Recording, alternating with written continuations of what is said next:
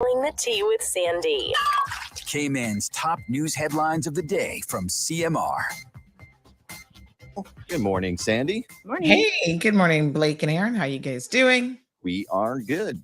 December 1st. Woo! Yes. There we go. We are in the final countdown. Anyway. Can't believe the year's almost over. I know. What a year it's been. Yep. Yes, indeed. Boys and girls out there better be good, not naughty. For goodness sake. I know. Better watch out. I feel like it's been on the upswing. Yeah. Yeah, what do you got for us this morning? Well, it is December the 1st, as you rightfully said, and so that means the end of hurricane season. Oh, yes. That's nice, too. All right. So we scraped by with not too much damage, thankfully.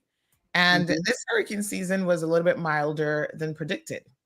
Yeah. They did not get through the entire alphabet, in fact, so that's a bit of good news. However, the places that got walloped, aka Florida, is going to have a direct impact on our lives. Yep. The local insurance association yesterday announced that property rates are going to increase. You know, they're just looking for something to. I know, right? It's like praying for a hurricane so we can increase our rates. Yeah. We got the same thing in our strata. But the hurricane, the insurance information worldwide has already been really tethering and a bit of a disaster. There was this sandstorm in the Sahara Desert, so insurance rates are going up. Well, what's going to happen? There's a volcano erupting, the world's biggest volcano. In Hawaii, yes. Bob, let's increase the insurance rate. You never know. Break it up. Yeah. Even though it's not even a danger to anybody. Cayman's a volcano, so let's increase the insurance rates. You never know. They do. They definitely look for excuses, it appears. But we're going to increase your rates, but we're only going to cover so much if a hurricane actually hits. That's right. All right. So today is also World AIDS Day. So K-Man is being urged to break the HIV and AIDS stigma. Of course, the HSA is offering some free testing. It's good to know your HIV status. And globally, 38.4 million people are actually living with HIV as of 2021, with an estimated 1.5 million people being newly infected in that last year. So it's still very much with us. I know a lot of people kind of don't think about it anymore, like how we used to when it first emerged. So it was monkeypox, by the way. They changed the name. Mpox. It's now called Mpox. Mpox. Mpox. It took a long time to change it to only go Mpox. Because they don't want to offend monkeys, you know. Yeah, so let's change it to Mpox. Well, I you know what, but I don't know. The Ministry of Tourism and Transport has announced that, my gosh, that Cayman Airways has exceeded the pre-pandemic passenger number. So this is a big good news for the national airline. Cool. So according to them, in October, Cayman Airways transported over 31,000 passengers, breaking above the 30,000 passenger record that was set for the first time in the airline's history. That's pretty good. Yeah. So passenger revenues are up for October as well, which is going to set a new record for the airline, once again exceeding pre-pandemic numbers for October of 2019 by some 37%. Congratulations to Cayman Airways. Speaking of flying, can we talk about the air show? Because I'm concerned about the wind. Well, the weather is the wind is. The wind is right now out of the southeast at about 17 miles per hour, and they're predicting winds this weekend tomorrow, Friday at 23 miles per hour, and on Saturday 25 miles per hour. Oh no! What's it in the evening? Because that's going to change what I'm wearing for the Christmas party. The same. Sunday's going to be windy as well. Well, I can't wear a short dress anymore. Where's the wind come out from? Out of the northeast. Wow. Yeah, that's so surprising. They may fly, but I think that is going to change their programs, as they call it. There may not be as many loop-de-loops and acrobatic maneuvers. It'll be more like straight flying. Okay, straight flying. And I'm not even sure that the parachuters can jump either. I don't know. We'll have to see. It's last time they canceled it because of the wind. Yeah, remember it was windy. over the Queen's Jubilee weekend. Yes. Right. Yeah, the weather was definitely, yeah. Well, we'll see. 18 more migrants arrived in the past 2 days. This is becoming like a broken record, I feel like. And there's going to be some bit of culture going on for the Christmas season on December the 14th. The Ministry of Youth, Sports and Culture and Heritage is going to be hosting a Christmas celebration with local food and music from 5 to 9 p.m. at the West Bay Heritage Park. So everybody go out and participate. Give Me a Story is still on. So a couple more days of that. So please go out and support that free event as well. Mhm. And of course, over the weekend, in addition to the air show, the marathon runners will be out. So please, please, please be cautious. Is it already the on marathon? Sunday, yeah. Yeah. Oh, I know. God, dang! I forgot to train Yeah. again. He'll be away anyway. Yeah. I'll be here. Yeah. You forgot to buy your trainers. Well, listen, I've done the half marathon twice, and I Oh, did good not for you. train for either of them. Yeah. So it was Are you one of those people? Are you? one of those dumb Just chimp people. up. I'm going to go run a half marathon today. Okay. It hurt. Sandy, don't spill that tea you're sipping on right now. Or maybe wait, maybe do spill it. I don't know. Have a great day. And Thank you. you can catch Sandy's show right now on Bobo 89.1 FM. All right. Yeah, We'll see you later. Absolutely. Okay. All right. All right, folks. Buenos dias. Good morning. Let's go ahead and kick off our show. We got some limited live time this morning. Peppermint, sorrel, ginger, beaver grass, or English. Get it ready. Your morning tea just got hotter. Ooh, honey child. On the cold, hard truth. Bobo 89.1 and Cayman's #1 talk show are bringing you morning talk like no one else. Monday Rewind, Impact Wednesdays, Caribbean Connections, and much more. Don't miss a beat with what's happening in the local community. Just keep sipping your tea. What a mess. Here's your host, live and direct from the Cayman Islands, Sandy Hill.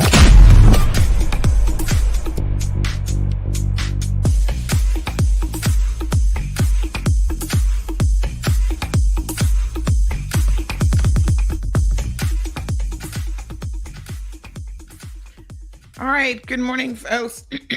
Oh, my goodness. Thank you. How are you guys doing? Everybody good? Feeling good? Doing good? Attitude of gratitude, honey child. Let's get this gravy train on the road. So I run into people periodically. And apparently, for some of you, your most favorite part of this show is the honey child and the yes. Because, sometimes I'd be like, chill. What a hot mess. What a bang-a-ring. And we're here for it this morning. Good morning to Amir. He says insurance is the biggest fraud known to man. Yes, sir. I tell you, Amir, you pay and you pay and you pay and you pay. And nothing ever happens. And the one time you need them, they always be trying to find excuses. That's why I'm switching insurance companies, because I don't want no excuses when something happens. Because the good Lord above knows that I ain't got the patience for it. Miss Ravina, beautiful. How are you? Good morning.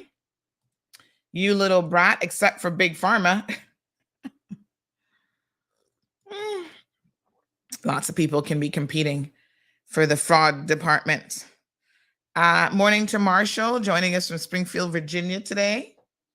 What are you doing in Virginia, sir? Are you taking a little vacation? Steven says, good morning, beautiful people. Zita is here. Good morning to you. Diamond Princess, looking good, looking good. Andrea, how are you? Good morning to you, my darling. Wee Wee's got it locked. Alejandro, he is present and in class and saying that, yes, Amir, it is the biggest scam. Louie's got it locked. Hello, Louie. We haven't seen any garden pictures recently, Louie. Have you gotten snow yet in Detroit? Send us some pictures. Miss Barbara's here. Good morning. She's saying morning to everyone. Teresa, so good to see you. And, let me take off my little spill in the tea logo. Miss Bonnie, beautiful. She says, and the listening public, good morning. Hey, Atlas. Shan Is that supposed to be Shan Sifel? I don't know, but good morning. John, how you doing? I'm here with my hot ginger and mint tea. Ooh, nice. Scott, I missed you. How are you? Miss Vernita says, blessed good morning. Angels. Georgette is here. Good morning. Corrine, hey. Some old timers coming out of the woodworks this morning. Allie says, Miss Sandy, are you changing insurance from Cayman First? You better believe it, honey child. I already got my new quote and everything ready to go. I just saw a little typo in the dates. I just need to correct that. And yes, you know, a couple of days ago, I went to lunch, and who was I sitting at but a table of Cayman First people? But I hope the staff at Cayman First understands that the public doesn't have any beef with them. We're trying to help y'all because, you know, your company been doing some stuff even in terms of human resources that is no bueno. So we're trying to help them get their ish together, put it back in order. So we ain't got no beef with the average workers at Cayman First. We've heard how you guys are being mistreated. The beef is with the upper brass, the management, making poor decisions. The ones in the Bahamas or wherever the heck they are who don't have a clue.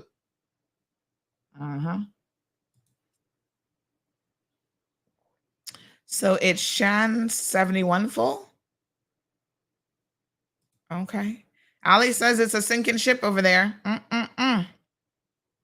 Atlas is wondering if lettuce is still $12 a bag. I think it was for head of lettuce, but you know what's so funny? The lettuce that people keep complaining about, I don't buy that one anyway. That one doesn't have any nutritional value. What are you eating that for? Get the other bags. But I guess, Atlas, I don't really know. I don't purchase lettuce, but you know, I think there's I think I did ask about the lettuce, and there was something that has been going on with lettuce. Is it tomatoes as well?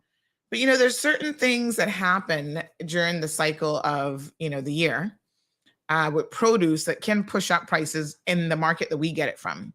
Someone sent me a price the other day from like Germany or something, and I'm just like, that's not even remotely close to our market. So, you know, if there's a bad crop or something happens to, you know, citrus groves or whatever in Florida or California, you know, we do feel a pinch in addition to the regular food inflation. And you can't compare populations that have millions of people to our little 70,000 and think that we have that kind of buying power. There's a big logistical difference. You know, Germany, I'm sure, has their own farms where they're growing their own lettuce.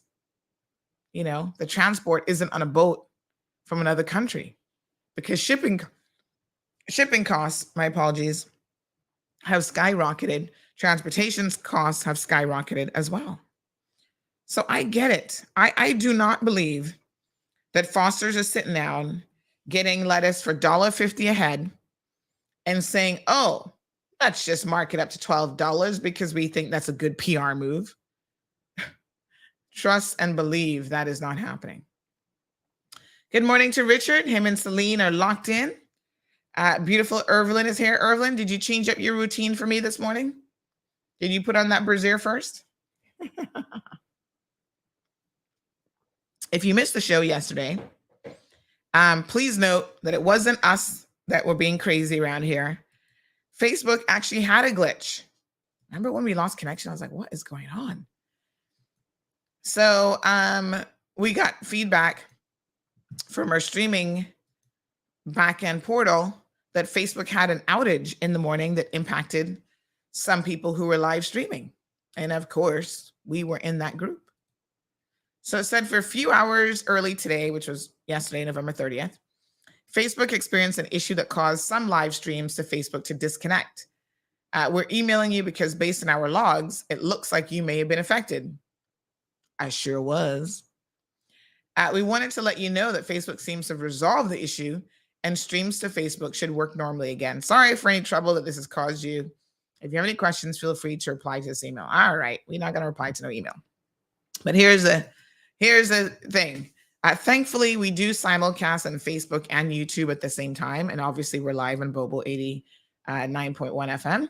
So in the event that something happens, We always have the Facebook feed. I mean, if something happens on Facebook, we have the YouTube feed. So I know a lot of you are strictly on Facebook. So at some point between now and the weekend, I'm going to grab the show. I think it makes sense to just do the entire show and repost it on Facebook for you. So you can sit down over the weekend and watch it, because it was really a good show. So go back and have a look. I got a lot of positive feedback, I should say, on the show. So Shan71 Full says, yes, and it's so strange how I got that title, because it used to be Rosemary and I didn't change it. Oh, so weird. Irvelyn says, laughing out loud, yes, I tried it and I felt naked. Isn't that weird? You're just reversing the order that you're doing stuff in, and you felt naked. Welcome to being humans. We are creatures of habit. Okay, so today's show is going to be a little bit different. We got a full lineup here for you today. First of all, let's talk about a court case. And then after that, you're going to see some interviewed segments. And by the way, they're pre-recorded because I'm actually out of here early today. I'll be in studio till about 8 o'clock. So they are pre-recorded. And I did a little fancy one on y'all. When I did my before the pre-recorded segment, I put on the exact same outfit. But some of y'all will be like, you know, those little puzzles, spot the difference. You'll notice some minor difference between it. Same top. So it's not a whole lot of differences, but let's see how many differences you can spot. And the next time we're live, you tell me, and we'll do a prize draw. So Atlas said they also changed his YouTube username. Oh, really? That's weird. So I'm not huge on YouTube personally, but anyway. So let's talk about a situation. You guys know that we cover court news. In fact, I think we're not the only ones who do. Both CNS and what's the other one called? The Compass. My apologies. They do cover court news and stuff as well. But a lot of times we're there covering it when nobody else is. I think some of these stories they don't necessarily care about. Like they want just the big ones, the big murder cases, the big shoot 'em up, trials. And for us, the little minute stories matter too. It's like hashtag Black Lives Matter, hashtag all Caribbean cases matter, hashtag the dude in Northside beating somebody up matters. That case matters. So this sentencing was on Friday. Now, we didn't attend the trial itself, but from the sentencing hearing, a lot of times you can get the full scoop of exactly the summary, which is all y'all need to read, of what really went down. So we have this fella who was being sentenced. He's found guilty by a jury, and he was then being sentenced for a wounding offense. And so we put up this, I did the story because I was the one on Monday listening to the sentencing hearing, heard what transpired. By Tuesday, the story was up. And then it seems like it went a little bit viral. I mean, I wasn't really paying that much attention to the comments because, I'd be busy trying to work. But y'all be on top of it.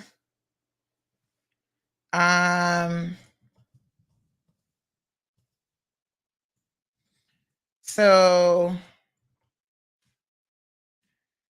okay, let me message you after the show, Jean. All right. So, yes, someone called yesterday and said, oh, Miss Sandy, this case. And at first I didn't even know what case they were talking about. I thought they were talking about the other guy from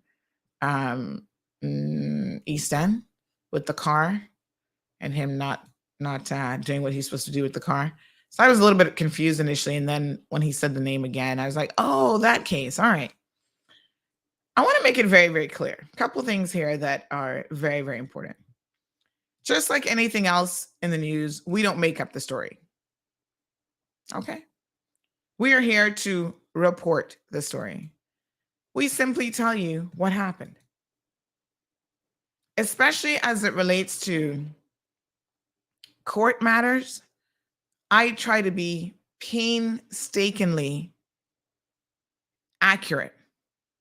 What did the judge say? Use quotations. What weighed in her mind? The whole 9 yards. I've been through the court system a couple of times myself, honey chill.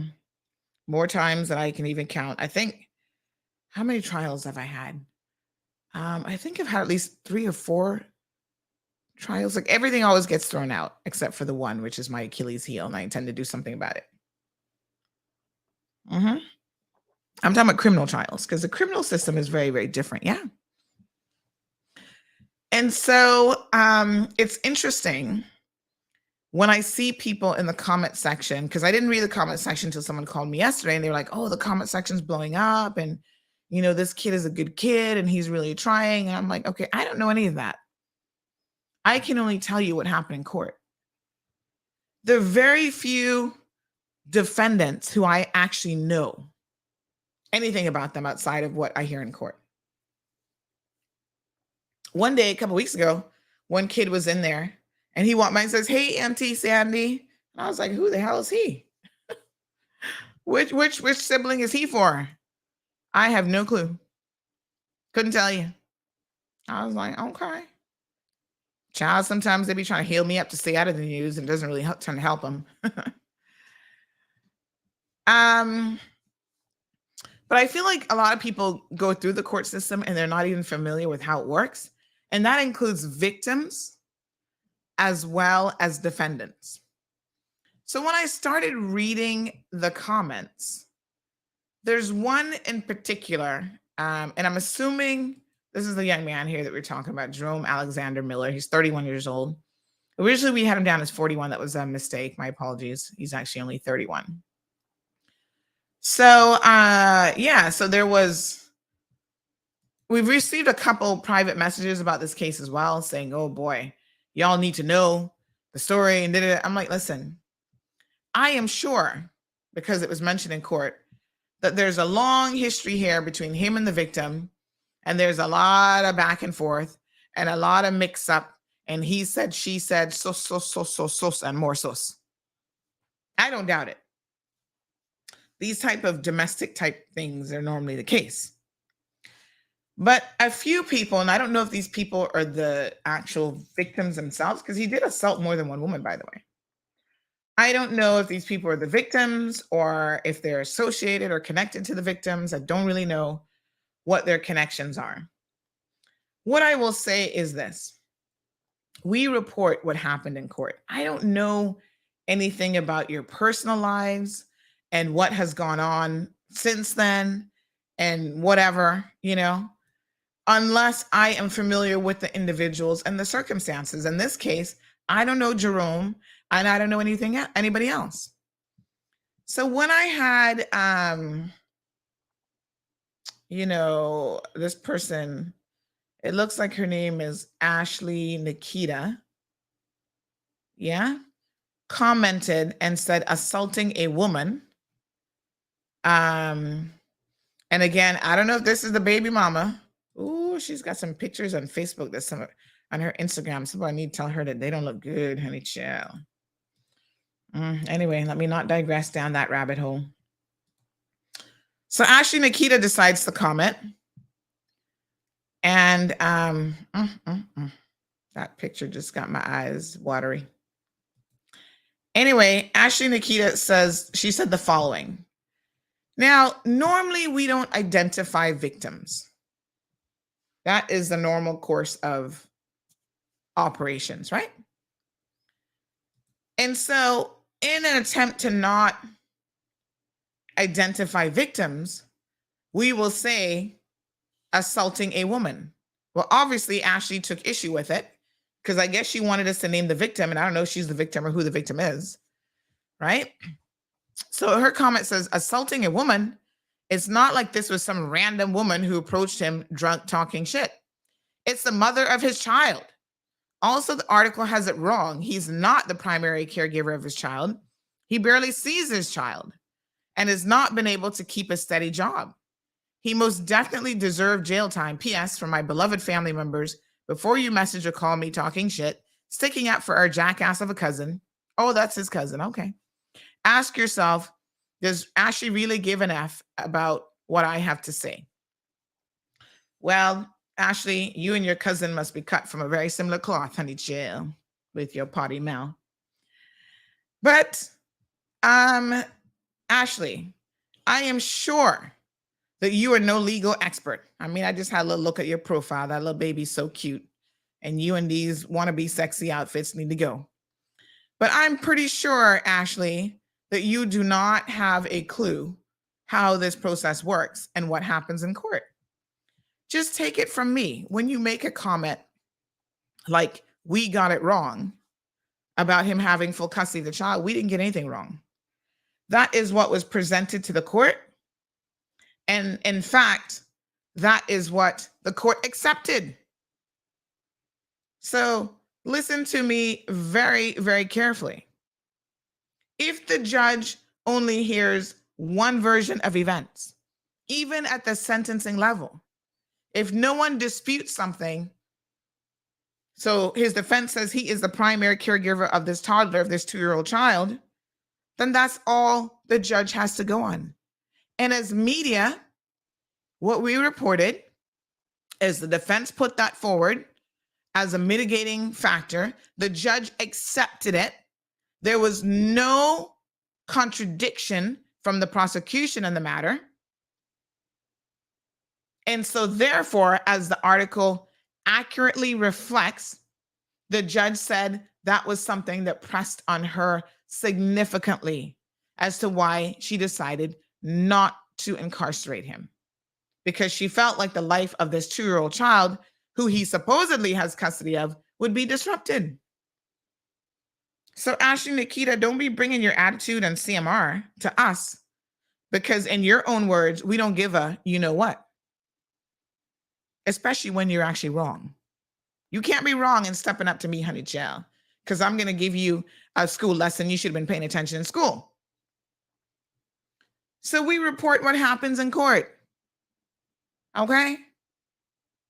Now, if the prosecution, the DPP's office, knew that this was something that was going to be brought forward and it wasn't true, what they should have done, this is their job. I'm not a prosecutor. It's not my job. They should have contradicted that and brought evidence before the court that he is not the primary caregiver of the child. And I see this happening all the time.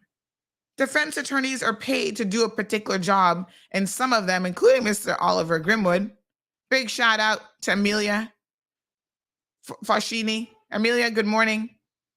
They do a really good job of defending their clients. That's what they're paid to do. And so, of course, he's going to make his client look good. Say what you want about Jerome, but he has no previous convictions. That's also important when it comes to sentencing, because it shows in the eyes of the court that he's a, as they say, good character. And that's defined as you have no previous convictions before the court. Now, is he a good person? I don't know. I don't know Jerome. Now, we also heard that this relationship, which Nikita, I mean, you just outed who the victim was, not me, that it was his baby mama. I hope the baby mama is okay with you outing her, but there you go. We also hear that this relationship is very tumultuous, and there's always a back and forth, and police were always being called for domestic related incidents. Am I surprised by this? No. Because cases like this is the norm. It's going on and on for years, back and forth. He beating her, maybe she beating him. I don't know. And then one day it goes too far. So the facts are he had a new girlfriend, supposedly. The old girlfriend and his sister and others roll up at the bar. They get into an altercation with the new girlfriend, right? Next thing you know, it goes outside and he takes a rock to her head. He actually used a weapon, which is quite serious. Popped upside the head with the rock, gave her 3 lacerations to her scalp, busted lip, and a chest wound as well. I am surprised that he didn't go to jail. Trust me. I've seen people go to jail for less. But the fact that he has a young child that supposedly he's a caregiver and he has steady employment and all of those things. That is what stayed with the court. So at the end of the day, folks, the court only knows what the court knows. It is for the lawyers, the prosecution. And when it comes to mitigating factors for sentencing, most prosecutors actually do a really poor job of contradicting what the defense says. And the judge said, this is a man who's not taken any real accountability for his actions. The judge said that. She's like, in the SOR, because that's written by professionals from the rehabilitation office, they said he's not fully comprehending the magnitude of what he did, and he doesn't accept it. He pled guilty to the damage to the vehicle, but for the wounding, he said innocent. And to this day, he's not apologized to the court in any meaningful way. He's taken no responsibility, and he maintains that he didn't do it, and he didn't use a rock. Well, he can't say he didn't do it, but he claims that he didn't use a rock. And so therefore, it was not that serious of an offense. So in her judgment, the judge did acknowledge that she was concerned that he was choosing not to take full accountability. And she said, for your sake, I hope you don't show up in court again, because you'll definitely be going to jail. This is your chance, buddy. You got a second chance. Make good use of it. Now, like I said, a number of you have been messaging me about this situation. And one person even said that him and the girlfriend are back together. And I said, I'm not surprised by that. These dysfunctional relationships, this is how they work until somebody ends up dead. And you guys can't learn. Yeah? Time and time again, you're in these domestic relationships, which are very, very tumultuous, nothing but fighting. And you won't wake up and get the hell out until it's too late. Somebody can get stabbed. Somebody can get shot. Somebody can get cut up. Normally it's the female, but guess what? These women have been turning on y'all, and that has not been ending well. Yeah. Get out. Get professional help. I'm not here to tell you who's to blame in that relationship, because I'm not in the relationship and I don't have any details. What I do know from those of you who have reached out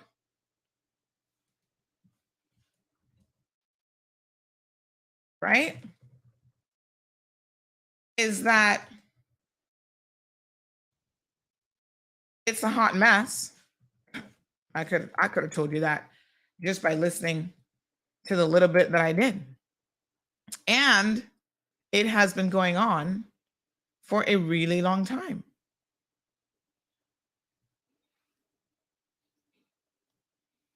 So somebody said,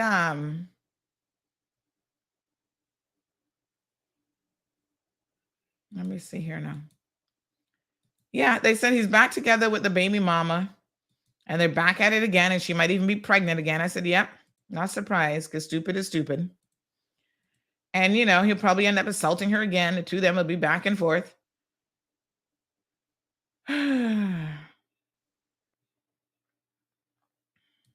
I don't know what to say about y'all sometimes.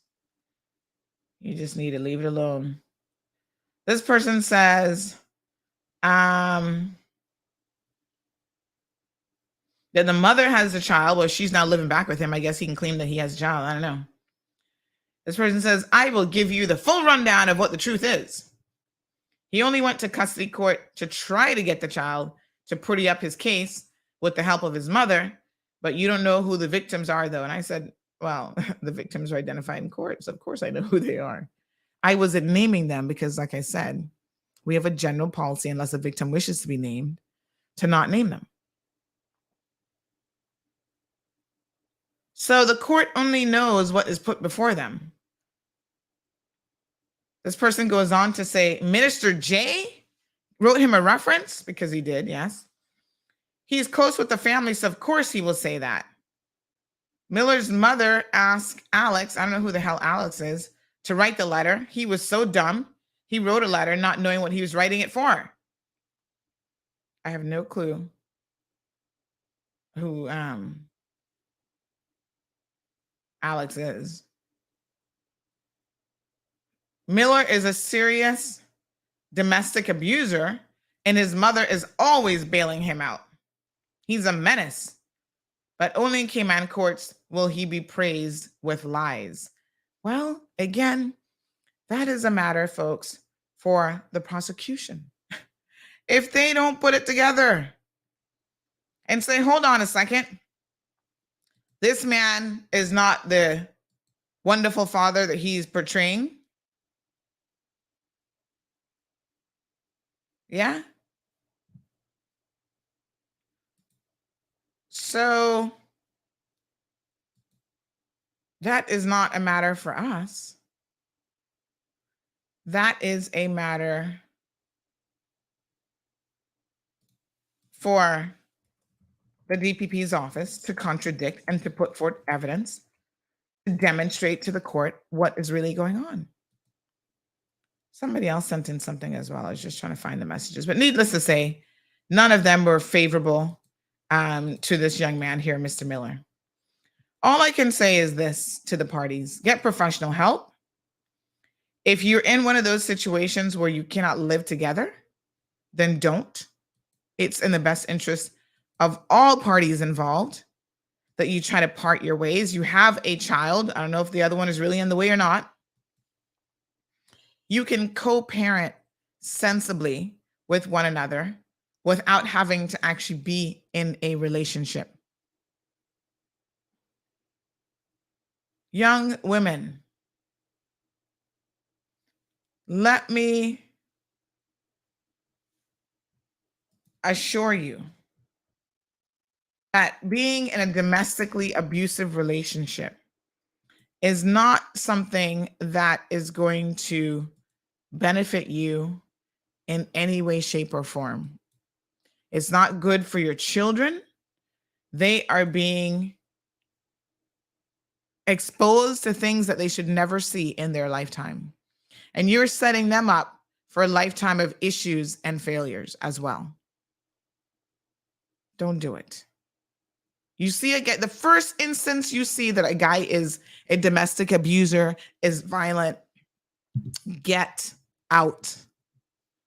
Run like the man in that Get Out movie, like your life depended on it, because it does. Same thing for our young men, because some of you are victims as well. Yeah. You see that she's like a Miss Cayman. She's going to kung fu beat you up and chop you up and do all kind of stuff, break up your cars. That is an unstable individual.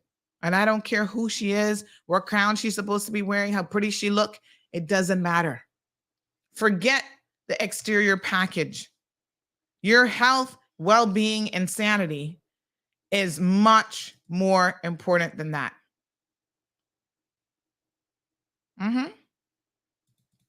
So I'm begging you to do the best thing and end the relationship as quickly as possible. Now, all the back and forth in the world, somebody said, oh, you know, this young man just got a job and this and that. And all I can tell him is this. You got a second chance, whether you deserved it or not, whether you told the truth or your lawyer told the truth on your behalf or not. Make good use of it, because the next time you will not get a second chance. You've got a conviction. You just have a suspended sentence. The court will not look favorably upon you if you end up, especially for the same sort of thing, before them again. The judge said you had a choice to walk away, and you chose not to walk away. His lawyer's excuse is that he lost control. You got a second chance, Mr. What his name is? Jerome Miller. Now, some of you were a bit perturbed that an MP wrote a reference letter. And again, they only know, I mean, I don't know how well Jay says, you know, he knows a young man grew up in the district and he's supposed to be a good young man and blah, blah, blah. But as it relates to, when you do a reference letter, you're only talking about the person's character, generally speaking. You can't speak about the specific of that incident because you were not there. So I'm sure when Jay provided the reference letter, he was speaking of what he knows. He can only speak of what he knows. And the judge weighs all of these things. Just like she said, the victim impact statement did not have an immense amount of weight on her because the way that it was written from the victim focused on the dysfunctionality of their entire relationship. And that's not what a victim impact statement is supposed to be. The victim impact statement is like, okay, this thing happened to me. I got busted with a rock upside my head. Talk specifically about that incident and how that has impacted you. Don't try to dredge up 2 years worth of a relationship that was dysfunctional from day one, because the judge will not hear any of that. That has nothing to do with the current proceedings. And this is what a lot of you guys miss. Even in family court, y'all be telling me, oh, well, the judge not listening to me. When I tell her, I met him and he had a wife and he hoodwinked me, she don't want to hear none of that. She or he doesn't want to hear it, the magistrate, because they don't care about any of that. The hearing now is about the custody and care of the child. So they're trying to figure out how the two of you can have custody of this child, how much he's going to pay for child support, et cetera, et cetera. The long drawn out bang history, the judge ain't got time for that because they would never get anything else done. Morning, Miss Alice. Oh my gosh, Amiria says, good morning. Sandrin came out, I'm back. Was off for a few weeks, but tuned in while I was away. So nice to see you. Took a little vacation a while. Mess with you. Irvin or Lord Jesus, Sandy, she needs to take her pill this morning. Alejandra says, tell it how it is. That's what we do here. Emma says, our whole judicial system and police force is full of corruption. Well, let me not say that, Emma, because in fact, I do sit there all the time and it works for the most part. There are some issues, and I wouldn't say that any member of the judiciary that I have observed or seen is corrupt. That's just my observations. And I'm there probably more often than all of you. Like I said, lawyers get paid to do a specific job, and their job is for their client. So they do that job. And if their client tells them, oh, I'm father of the year, well, that lawyer, he don't know any different either. And he's not going to go digging up evidence to contradict his client. He is merely there to represent his client. It's as simple as that. And he puts forward that position. Again, the prosecution just sitting there with their arms folded. They should say, Your Honor, we have evidence to the contrary that he's not the primary caregiver. And this, applying for custody is something recent, just after this trial started. And for the past 2 years, the child does not live with him or whatever. They would have to provide evidence of that. In fact, I'm a bit surprised that it wasn't in the SOR. It's just bizarre. But again, the court is bound by what is put before it, and it accepts it as evidence, and that's all it knows. It's just like my case. I was sitting there shaking my head. The prosecution trying to make a certain person look like they're this angel, not a con artist. I was like, my lawyer was horrible. He wasn't able to contradict anything. I'm like, dude, what on earth? Are you serious right now? It's a rude awakening, but that's how the system works. And it has nothing to do with corruption. Morning, Debbie. All right, so listen, stay tuned. We've got an interview and commentary coming up about the national ID system. We also have an interview from the premier talking about this anti-corruption bill, because there was a publication about that. So make sure you keep it locked right here so that you can get all the details and exactly what's going on. And guess what? Fingers crossed for the weather this weekend, because I know y'all want to hear this air show, honey child. You want to see it. It's going to be fantastic. After more than 20 years, the Cayman Islands Air Show is back. It's all eyes to the sky on Saturday, December 3rd for a thrilling air show on 7 Mile Public Beach. Witness amazing aerobatic maneuvers as world-class pilots put on a stunning show. Then see the planes and meet the aviators at the Island Air Hangar. Parking permitted at designated sites with free shuttle buses to the events. For all the details and event lineup, visit CaymanAirshow.com. The Cayman Islands Air Show. returns Saturday, December 3rd, 10 a.m. at 7 Mile Public Beach and 3 p.m. at the Island Air Hangar. Cayman Brack, your ETA for the air show is Sunday, December 4th at 12:30 p.m. Prepare yourselves for an unforgettable experience. After more than 20 years, the air show is back in the Brack.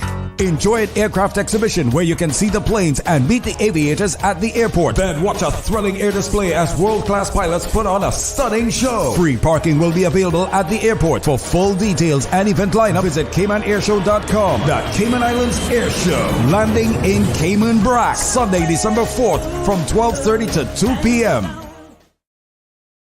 After more than 20 years, the Cayman Islands Air Show is back.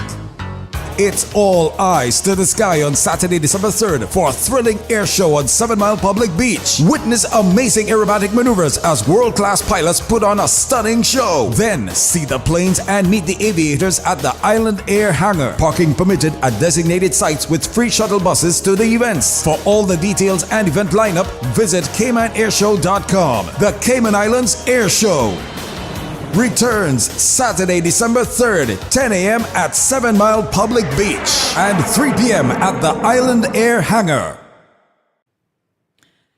All right, folks. So let's talk about a few things here that are, in my opinion, of national importance. So, as you know, the current PAC government was elected last year, April. And they have been trying to move the needle forward on a couple of initiatives. And to be quite frank, they've done quite a bit more than people realize. And I think that I sometimes say this to the Premier, that perhaps they need to do a better job of communicating to the general public exactly how much they've accomplished. Now, it's difficult that every time you try to move the needle forward, you've got people who are trying to kick up a stink, people who are trying to, make a situation out of something when really there is no situation that exists. And there's two prime examples that I'm going to give you guys today of where in recent times, in the past week or so, this has actually happened. The first example, let's start off with this one first, is the national ID and register. Now, I was speaking to my aunt earlier today, and she said, Sandy, I don't even understand why this government just doesn't mandate this and make it mandated that you get the ID and that you are included in the register. Because how else is it going to work? How else is it going to be effective if you're kind of wishy-washy with it? To be quite frank, there's a lot of people who agree with her position, who are of the opinion that this should be absolutely mandated and that the government should, put that in place immediately. We talked about the necessity sometimes to take a more measured approach, right? We're talking about this in relation to beach erosion and just a lot of topics, folks. You've got to find that middle ground that works. It's a compromise that works for the majority of people. I wasn't surprised when I heard that the Coalition for Christians, or whatever they want to call themselves, aka Katina, jumped up and was anti this project. This is another opportunity for her to push herself in the spotlight. No one's been listening to her. She's irrelevant now that the whole COVID thing has died down and the vaccine isn't killing people. People are taking the vaccine and they're perfectly fine. And it has saved millions of lives probably already across the world. So her relevance has been eroded as a result of we're just pushing through the pandemic. It's still with us. People are still dying. People are still getting sick. But, by and large, our lives have returned to normal. And there's no longer that frightful train for her to be able to jump on and to ride through the proverbial night and into the morning. So whatever relevance she had during COVID has been largely eroded. Didn't take long for her to jump on something else. And of course, who doesn't like a good conspiracy like her? Oh, this national ID. What does the government want my information for? Ooh, they're coming for me. They're going to do this with my information. It's an infringement on my rights. You know what is so crazy?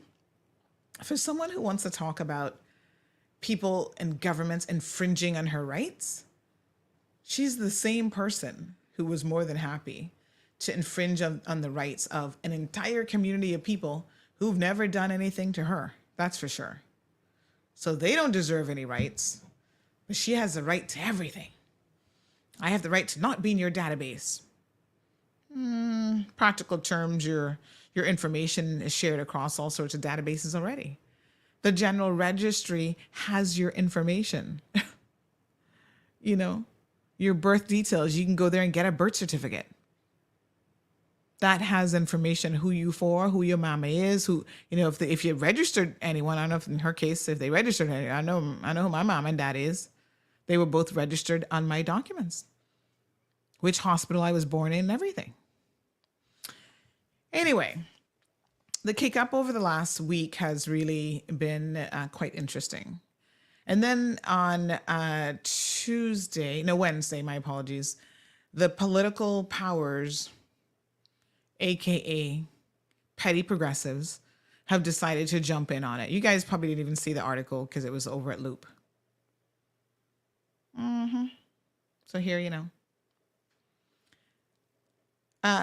Leader of the opposition, Mr. McTaggart, has asked the government to withdraw the digital ID bills.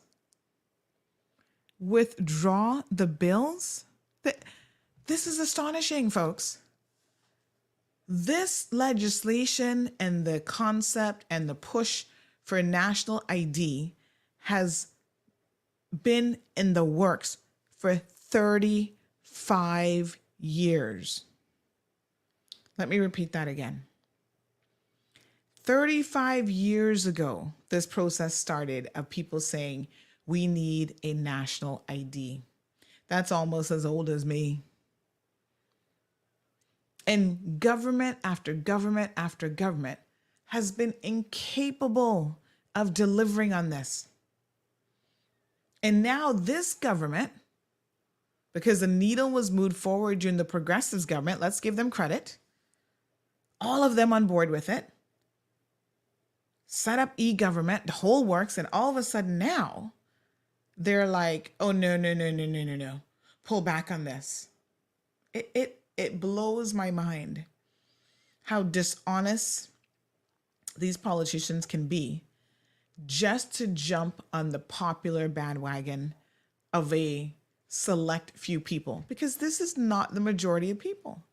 The majority of the people not only support the national ID system, register, and deployment, but they also want to see it be mandatory.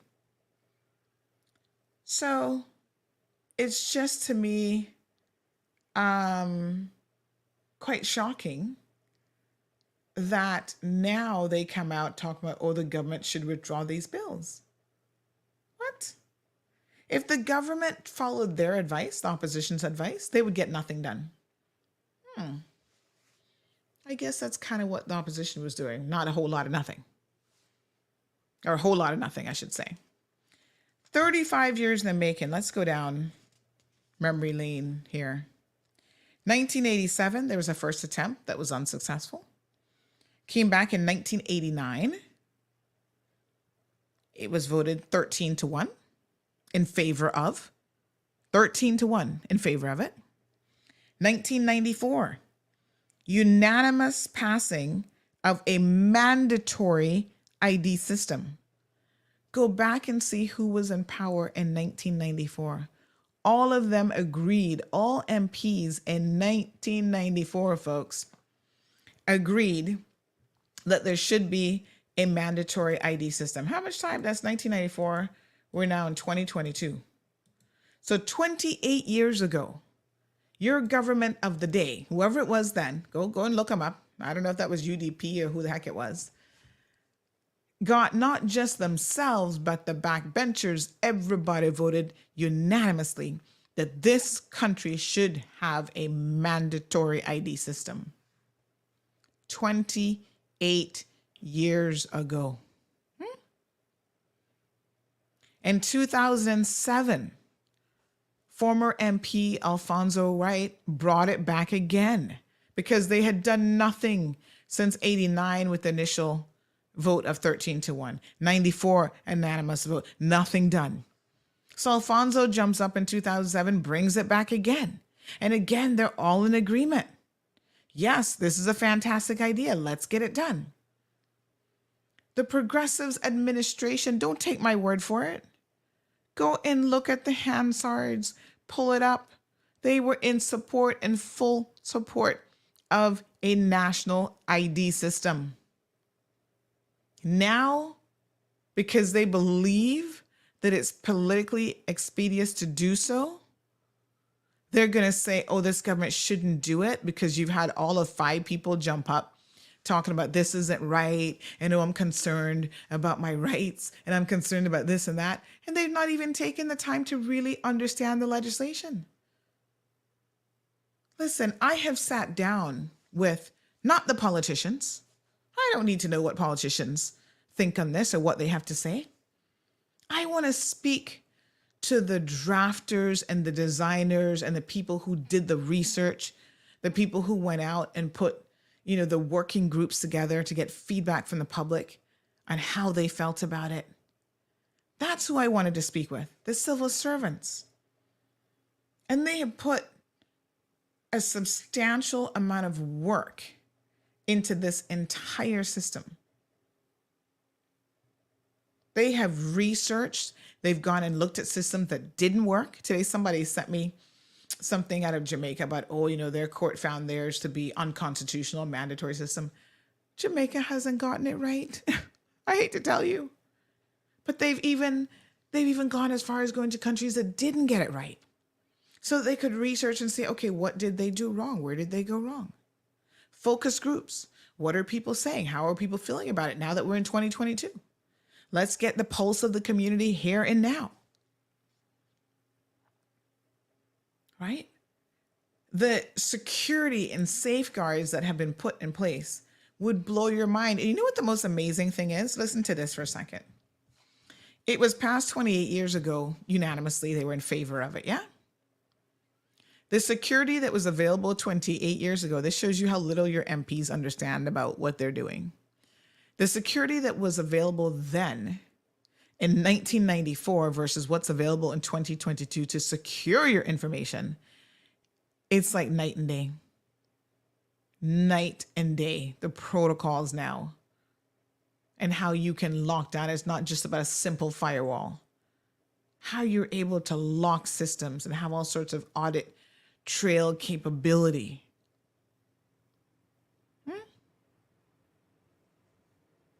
And you have 1 or 2 people who don't know anything about technology.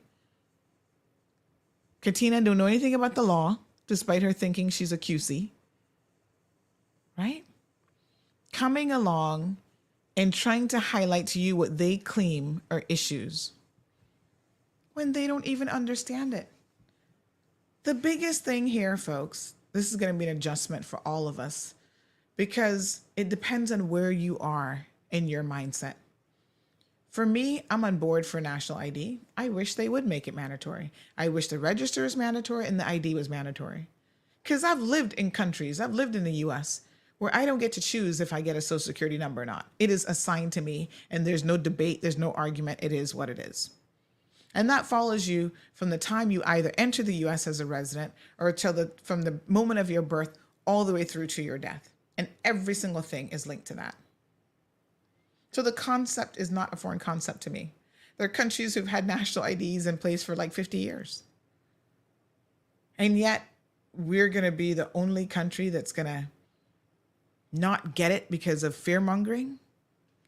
It really blows my mind. At the same time, these are the same people who will criticize the inefficiencies of government and say how ineffective government is. And they can't get this right. They can't get that right. Oh, we need to run government more like a business. If you ran it more like a business, you'd be on board with this national ID and just get on with it. And you would start building out the systems, the e-government systems around it that give people the choice of what they want to connect to the register. There's just been an amazing amount of misinformation that has been put in the general public. In light of that, I decided to go back again. Actually, they reached out to me, to be quite frank, to get it 100% accurate. The team reached back out to me and said, Sandy, can we come on your program again? Because let's face it, we got the numbers, we're reaching the people. I said, absolutely. Give us the accurate information so that people will be informed and able to make the best possible decisions when it comes to really what is a paradigm shift and things that are going to improve the quality of all of our lives. The system has clear parameters in place, folks, of what it will do and what it can't do. And in order for any of this to happen, the legislation now has to be passed. And that is why this bill is coming. Mr. McTaggart claims there hasn't been sufficient consultation. Under whose government? Your government? Because you guys were in there for like 15 years. All in favor of it. And so you knew it was coming down the pipeline. This wasn't anything new.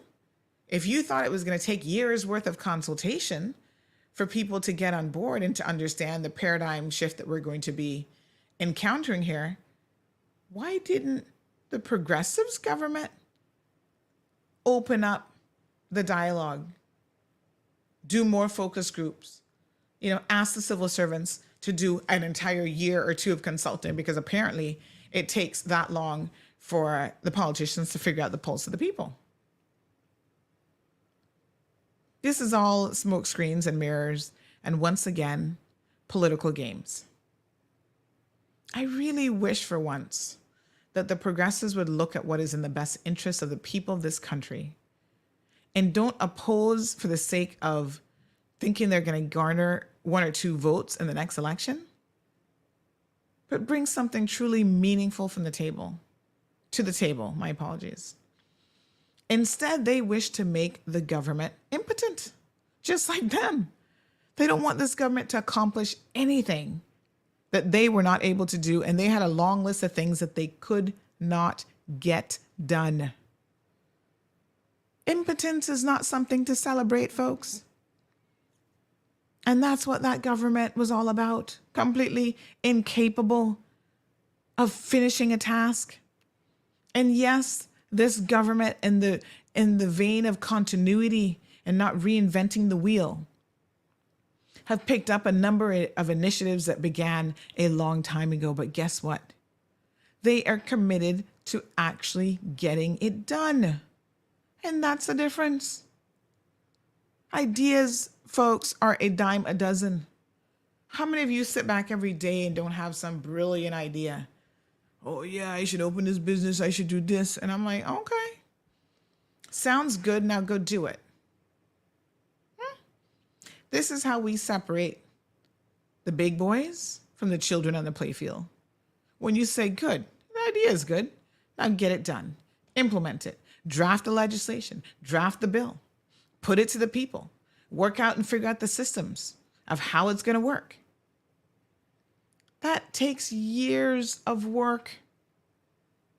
This is not something that happens overnight.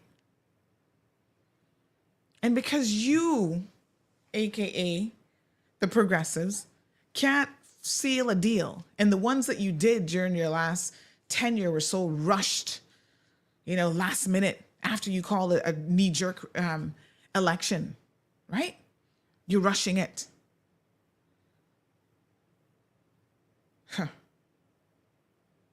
Rushing to open the foreign offices. Rushing to give yourselves pay raises before you get out.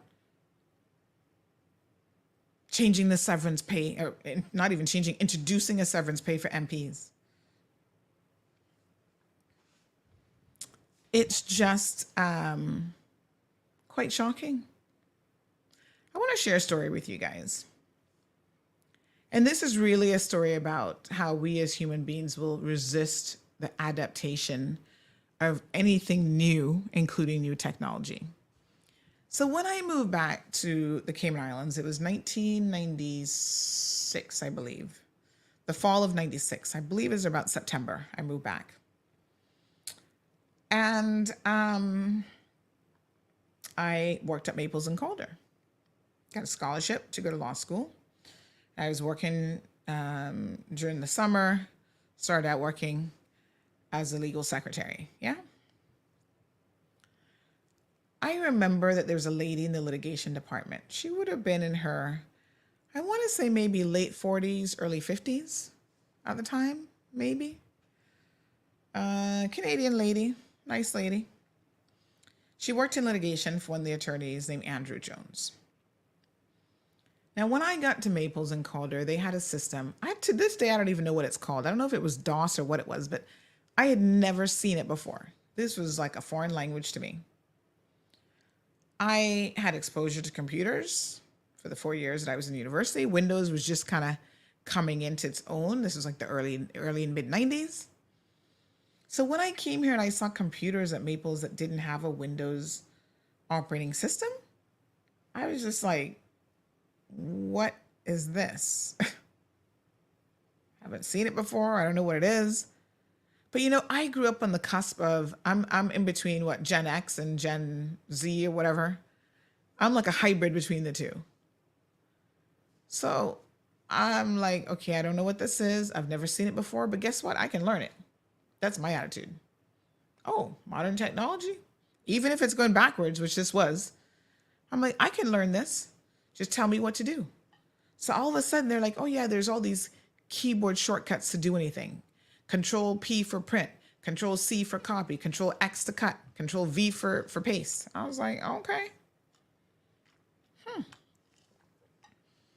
The concept of keyboard shortcuts wasn't really that foreign to me because Windows to this day still has keyboard shortcuts. It was just like, it was a black screen. There were no windows. It was just really, really different. I said, all right, I'll adopt. Probably within 6 to 7 months of me being there, Maples did a upgrade to Windows. I was like, oh, phew, thank God we can go back to some newer technology. This lady in the litigation department, I remember going by to see Mr. Andrew at the time, and she was there sobbing her eyes out, crying that IT was changing her over to this new system. I was like, oh my God, what's wrong? Here I am thinking somebody died and her family, like something drastic has happened. She was crying because the company, the organization was adopting new technology that she was literally afraid of. And I couldn't understand the fear factor. I'm like, what's this about? You're afraid of this because of what? Oh my God, I'm never going to learn this. I'm going to lose my job. I'm not going to be able to do it. I remember Andrew Jones. If you never met him, he's a very tall man. And he came out of his office and he's very, very calm. He's like, what's going on here? And she was just bawling. And I remember saying to her at the time, trying to console her, I said, let me tell you something. In 6 months, you won't even remember this. You're going to get this. You're going to understand it. Your mind will adapt and you will change with the system and you'll learn it. Yes, the concept of a window is different. You don't have to use all these commands anymore, keyboard commands. Now you use a toolbar and you have a mouse. Woo-hoo. Woohoo. It's like, what? A mouse? And so said, so done. Sometime after that, I walked by her office and I saw her and I was like, hey, how's it going? Blah, blah, blah. I'm picturing her in the old Maples building as I'm telling you this story right now, taking me back a long time ago. And one day I said to her, hey, remember how you were so distraught over this new computer system that was being introduced? And she just kind of chuckled and laughed. Human nature, we fear what we don't understand, some of us, and what we don't know. And instead of going out there and trying to learn and educate ourselves and talk to the experts, talk to people who've developed digital ID systems, or for God's sake, just Google it. You can find out how these systems work. You know, the microchipping, the technology that's in it, the same technology that is in your passport. I don't see any of y'all kicking up about having to get a passport with the information that that contains. When you go into the United States of America and they ask you for biometric information, taking your photo, scanning your fingerprints and all this kind of stuff, what do you say to them? Do you refuse to give it? Do you say, nope, put me back on that flight. I'm not going to go to Miami again. I'm not going to go into any of these European countries that have similar or more stringent protocols for entry. Of course you don't.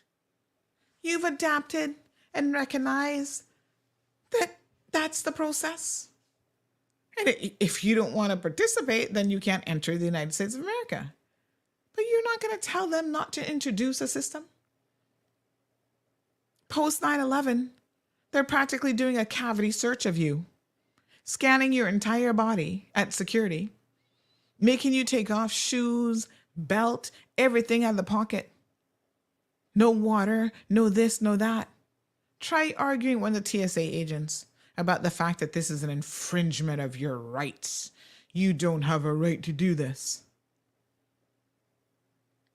It's like the more we try to progress in this country of ours, the more certain people will always be part of that Caymanians against virtually everything, that cave group. They're going to kick back against everything. And you know, the funny thing is, some of them want to have their cake and eat it too, and you cannot do that. Now, I know Soka not going to like that terminology. She's going to say you're supposed to be, you can't eat your cake and have it too. Whatever.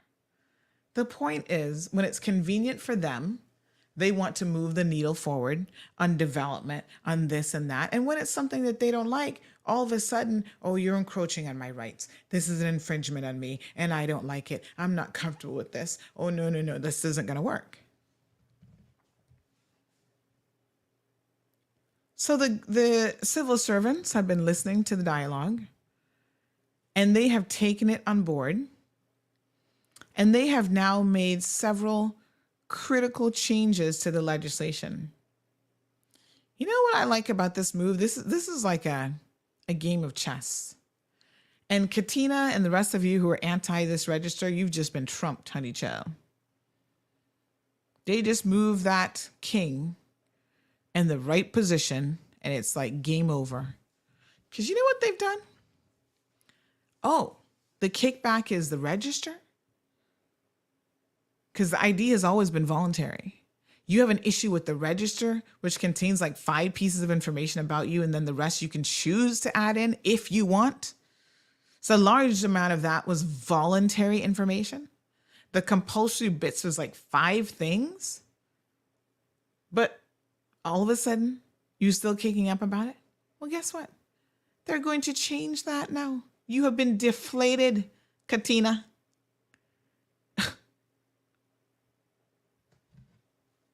Check mark. You've been trumped. You've lost. You don't want to participate in the register? Good for you. Then don't. Be left behind. Live in the dinosaur era. Never have access to e-government and to be able to advance your life. Good. You have a choice. But it's not fair for your choice to be impacting the rest of us who want to move forward from an idea that was born some 35 years ago. It's about damn time. Yeah? Let's get on with it. Unbelievable. So when this goes to the committee stage, they are prepared to make several amendments, and that will be one of them. Good luck to you. But you know what? When you see other people getting their ID cards and having access to all sorts of services, and this working extremely well, we'll then see how many of y'all will be jumping the bandwagon. Well, oh, you know, I want to be able to do this and do that. Yeah, I guess I better go get one of those ID cards too.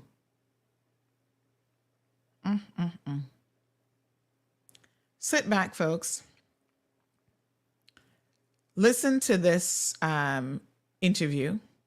Another interesting thing is Section 34 of the, I want to say it's the Data Protection Act, talks about the obligation to maintain security. The naysayers were even kicking up and not even realizing it about some of the security features of the system, including the audit trail. Knowledge and lack of knowledge is a hell of a thing. They think they understand something. Some people might understand law, but don't understand technology. And for this type of thing, you have to have an understanding of both. And it's really quite unfortunate, to be honest, that they have opened their mouths and really demonstrated their true lack of understanding of what's even happening here.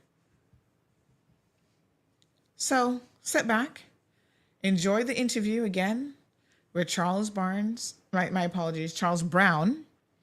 and Ian Tibbetts, who will bring it to the table again. They're going to break it down, explain the various changes now that will be made to essentially remove the elements of concern that those individuals have brought forward. Now let's see what the next complaint is going to be. What are they going to kick up about next? Can't wait to see it.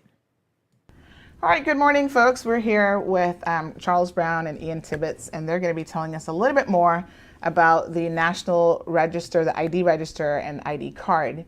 They were on the program about 3 weeks ago, and we learned a lot of super useful and interesting information. There's been some more recent updates, and we're continuing to forge ahead with, what I like to call on this program, just a little info segment, a little knowledge base here. It's important that we understand what government is doing. These civil servants are hard at work trying to make our lives better, but sometimes we kind of miss the boat just a tad, and they're here to fill in the blanks and to explain a number of really critical things to us as it relates to the rollout of this. So good morning to both of you.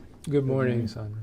So thank you again so much for doing this, because when we started the discourse about 3 weeks ago, there were a lot of questions that were coming on the program, and I kind of figured we'd have a part 2 to this because people were not quite sure about certain components of it. And then in the past week or so, we know that there has been a number of individuals who've kind of come on stage from far left who have brought up some potential concerns. And the real remit of the segment this morning is to try to, number one, address those concerns as directly as possible. We're going to just, go head first into this, and to hopefully then alleviate your concerns once you understand what the legislation actually seeks to do and what it says. And there's some changes that are coming down in the pipeline as well. So Ian, let's start with you first. The overall concept of an ID card, everyone might be surprised to know that this has been 35 years in the making. It's been a long time. And here we are now on the cusp of finally getting it done. We're that close, we're inching closer. And one of the key things, of course, people always have concerns is government overreaching? Is this too much? So I want you to address in very broad terms some of the safeguards that have been built in to the system to protect the people who are going to be in the register and eventually the people who will get their national ID cards. Okay, thanks for the opportunity. And I think one of the things that was key when we first started looking at this, when I joined government in December 2014, and this was, the national ID was identified as something that we were to do. And it was ensuring that we had the right environment for it, from a privacy protections, and Data Protection Act a law came into force after that. The security and protection of the data. And then it was about, well, how could we achieve the benefits for our people with the solution, and those things have been at the forefront of what we have focused on. So we then, the Data Protection Act was already in train. It came into force later on. That created a great baseline in that respect for privacy and obligations on security, because you have to protect the data as well as keeping it minimal and so forth. And then we focused on the technology solutions and building the security from the ground up. So we started with thinking, okay, how do we secure the data when we have it stored, when we have it in motion, when we're exchanging it, when we're accessing it? How do we ensure that we can keep this minimal set of data protected and give them maximum benefit?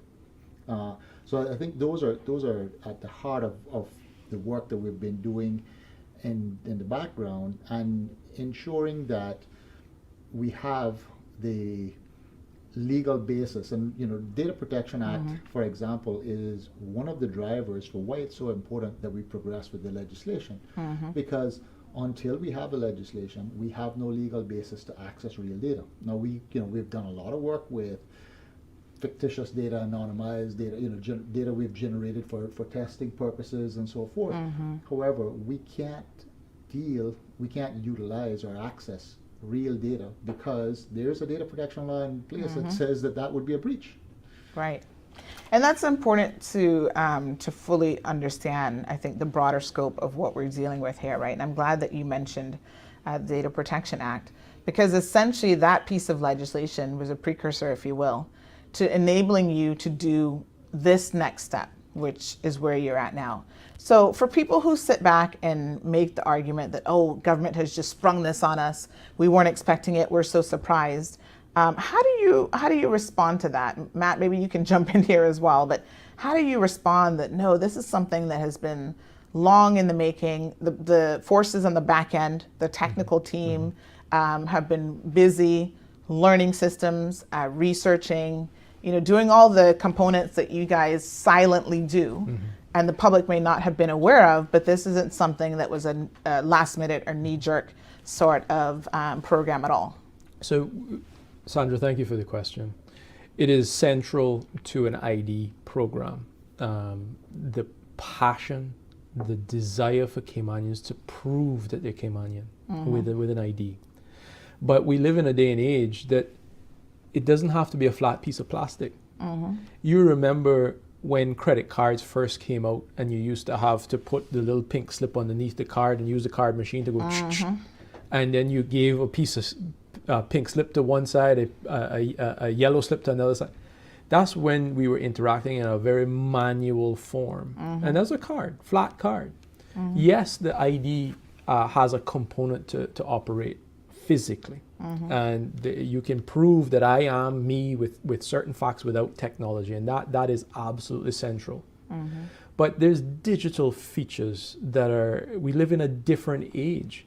Referencing the metaphor that I'm using, you have the ability to now tap to make a coffee purchase. Not even inserting it is the tap feature. So the technology has been transformative in the last 35 years. This is not a new concept. Yes. In the House, there was a bill that was brought in 87. There was a bill brought in 89. There was a bill brought in 94. All the 89 and the 94 supported. 2007 supported. Last administration supported. This administration supported. So we are definitely in a position where we are developing to accommodate the digital sides of an ID. We're talking about giving you digital signing capability. We're giving you the ability to prove that you are who you are to participate with a joined up government. Very, very interested. But we do acknowledge that certain individuals will be slower to actually pick up the tech. People want to observe and take their time to understand how this really works. Right. And therefore, one of the major elements that the minister will be introducing at committee stage will be to making the register optional. Making the register optional to be in, and therefore the card is optional. As written, the register was essentially going to accommodate everybody in the Cayman Islands that has a legal right to reside, and then the card was voluntary. And that was done from the point of view of being able to be ready to issue cards very quickly. But we appreciate that some individuals have concern about their data being in the register, although we're talking about a very minimal set of data. This is data that is in every government department that you've participated in. It's just your name, your date of birth, your sex, nationality, immigration status, etc., etc. So there's groups of our society that want to sit back and let the early adopters go ahead. And we think that by making it optional, it will definitely facilitate that. In our conversations, there's a lot of support for people that want to interact with this, get the national ID, get all these digital features that we're talking about, prove that I am me. And those would be our early adopters. Yeah. And let me just say a little piece here for the benefit of our listeners, right? I mean, on this platform, people know that I use technology to do probably 97% of my job. You know, I can interview people from all over the world. I don't ever have to physically meet them. I am a believer in technology. I think for the most part, it adds value to our lives. You know, there's always a flip side where it can be misused or there has the potential to be abused. But, you know, I want to encourage people, and I think maybe this is where we need more of a digital education to happen in the wider population. You know, I was mentioning earlier during COVID, you know, a lot of people recognize the importance of having certain tools available to them to be able to do simple things. You know, they could have Zoom meetings, they could continue online learning with online learning platforms, but none of this technology is actually new. In fact, it has been around in some instances for decades. I mean, I have a master's in public administration. I got that back in, I can't remember when, but it's been long enough that I can't remember when. It's been well over 10 years. And that was a completely online program. Right. You know, online learning isn't new. Doing transfers online, it's just, it boggles my mind that people seem so hesitant sometimes to get on board with what they see as a shift in technology. This is a bit of a side question. I know this might not fall directly under your ministry, but do you think it's time that we start sort of generally educating people about whether it's a digital ID program or anything else that has the technology element to it, but e-government services? You know, it's meant to advance our lives, to streamline processes, to make things easier. But if the general public doesn't see the point, doesn't understand it, right? You can build all the e-government systems you want.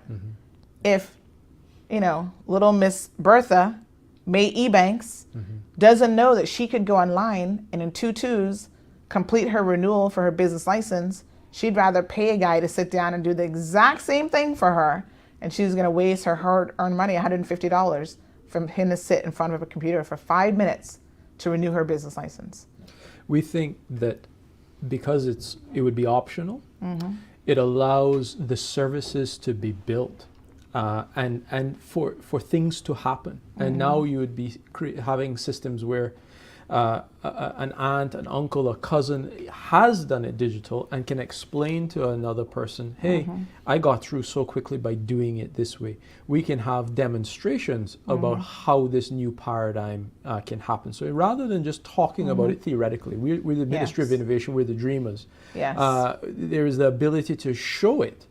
And therefore, early adopters work from 2 perspectives. One is there's a very clear gap right now in those that can avail themselves of just a basic ID.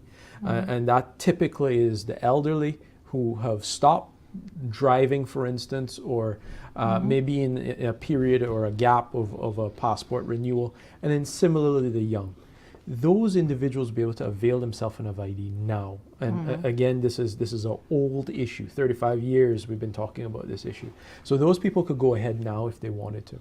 But anybody that was hesitant, and we now talk about education as you were highlighting, when we build services, of course these services won't be all ready day one. We're at stage 1, laying the foundation for more to happen. As we start to build out more services, the value will become more and more evident. And most importantly to this discussion is the trust element. So we've heard of people's concerns with trust. And there are two major areas that are being proposed for amendment as well in relation to building trust.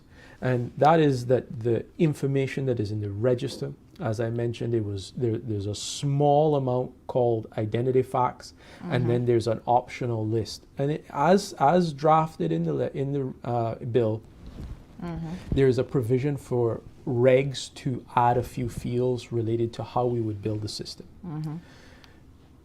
Everybody that is on this side of government completely supports the proper use of how that data is to be used, maintained, and this is why we've waited for a law to even do this voluntarily. So that there are very clear parameters on how you handle data, and there's offenses and all of the standard stuff that goes into good legislation. But to ensure that the public understands that this list is intended to be an identity list, identity facts, that regulation making provision is intended to be removed from the list so that any growth, any change that could be foreseeable from now until the end of time, they would have to come back to Parliament to discuss that before the public. So that there's no ulterior motives, there can be no misalignment with the intentions of the bill. All right, so let's be very clear. Ian, so the first point here, Charles and Ian, is number one, you're going to make some changes, some proposed changes, which will come at the committee stage of Parliament, right? Change number one will be the register is no longer going to be, for lack of a better word, mandatory initial registration. One word will be changed from shall register to may. Essentially, they can apply to the registrar to be enrolled in the register. Right. Okay. So that very small but significant change will now mean that there are people out there who are saying, I don't want to be in your register at all. I never want to avail myself of any of these services or technological advances. They can opt out completely. So before the proposal and the position was, you can opt out of having the ID, but some people push back against that and say, well, if I don't want your ID, maybe I don't want your register either. I don't want my information to be kept in this, what will build out to be kind of this central database. Although for the record, your information is all over the place in bits and pieces.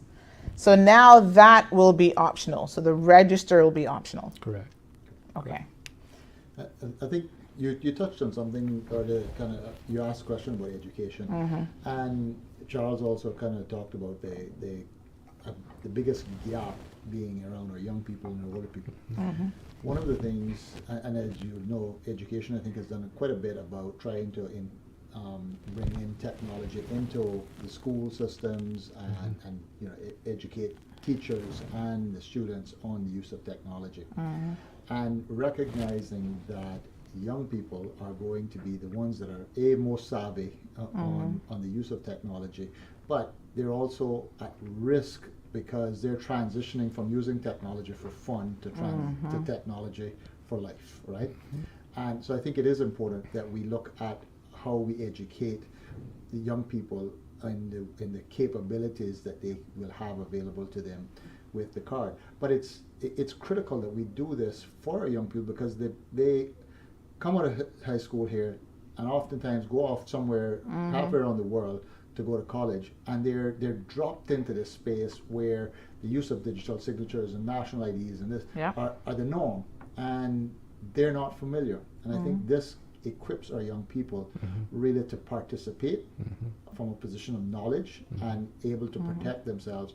So yes, we do need to educate, when throughout the process, and that's more what I'd see as part of the go-to-market campaign for bringing this into existence, as opposed to this piece now. Absolutely. Now, you talked a little bit earlier, Charles, about sort of the trust factor of how the data is going to be collected, collated, and utilized, right? And you also mentioned that the trust will come with time. So as people see how it's going to work, they understand better how it's going to actually improve their lives, you will be in a position to get a lot easier buy-in from people as well. So talk a little bit about, again, going back to some of the safeguards that are built into the actual technology itself, and how you see the trust being, sort of starting with your department, your ministry, and then working out from there with this system. So if you could give me the opportunity to just close off on the proposed changes, because they're about building trust, and then I'll elaborate from that point. Yeah, absolutely. So there is also proposed to be an amendment in the duties of the registrar, the person that's entrusted with maintaining this data set on behalf of the citizens of our island. And under the duties, there was a clause, so this is subclause 14, subsection 1, subsection H, if I'm not mistaken. And there it said giving the registrar the power to meet international obligations in regard to the register. So that was really about ensuring that the register met international standards. Right. Because as we've discussed, it's built to a standard. But that's being misconstrued in terms of meeting other standards, other international standards, potentially any international standard. So that will be removed. That provision will be removed because we don't need it to build the system to a standard. And to build trust, to ensure clarity, that provision will be removed. Similarly, there is a provision under clause 29 that talks about public authorities being able to interact with the register. And again, back to the purposes of this bill, I mentioned a joined up government. So you're in your pajamas and you can prove that you are who you are at another entity. You're making an application, but you're not physically there. That ability has to happen with that other public authority. That clause, we want to ensure public trust that if you are not in the register, that you will not be denied service either. We are talking about laying the new paradigm for infrastructure. If you remember a home phone, you know, it used to have a cord and you could only walk around as long as the cord, and people were trying to close doors on the cord. When's the last time you've seen a home phone? Technology has changed. Technology has moved on. We now have mobile phones. Similarly, cameras. When's the last time you gone out and bought just a camera for a camera? You know, phones now have cameras with great accuracy. The paradigm has changed. We used to operate, well, we still operate with paper. We're now laying the foundation for a new paradigm to operate digitally, proving who you are without being physically there. Yes. And so one of the kickbacks from, you know, a select few individuals has been, well, you know, if I don't sign up for this register and I don't get the ID, then they're going to try to force my hand by ensuring that I don't have access to services. You're saying that's not the case. No. So that's what that change on the 29 would be, to ensure that you understand as the public that you won't be denied service. This is just allowing those that want to embrace technology to do things more efficiently. We can go ahead. Yeah. And let me just say this as well. I mean, maybe for, you know, a lot of members of the public, they don't know how much e-government over the years, Ian, has evolved, and how many services are already available online and things that you can do. So, you know, every single year I do my annual returns, for example, and there used to be a time when that was a manual process. You know, I remember working back in Maples in a day, and you had to physically put everything together and print off all these documents and walk it over to the registrar, get it stamped, and do all this sort of stuff. And for years now, you've been able to do that entire annual return process completely online. You just upload your documents. There's a digital stamp that's provided. So now if a client for, you know, vendor or KYC purposes says to me, you know, send us your Amendment Arts or your latest annual return that has been filed, I can send that. It can show the date that it was filed. It has the official government stamp on it. Even the filing of court documents, folks. Again, this is something that during COVID they had to quickly get on it because lawyers couldn't get to court to manually, everything was shut down.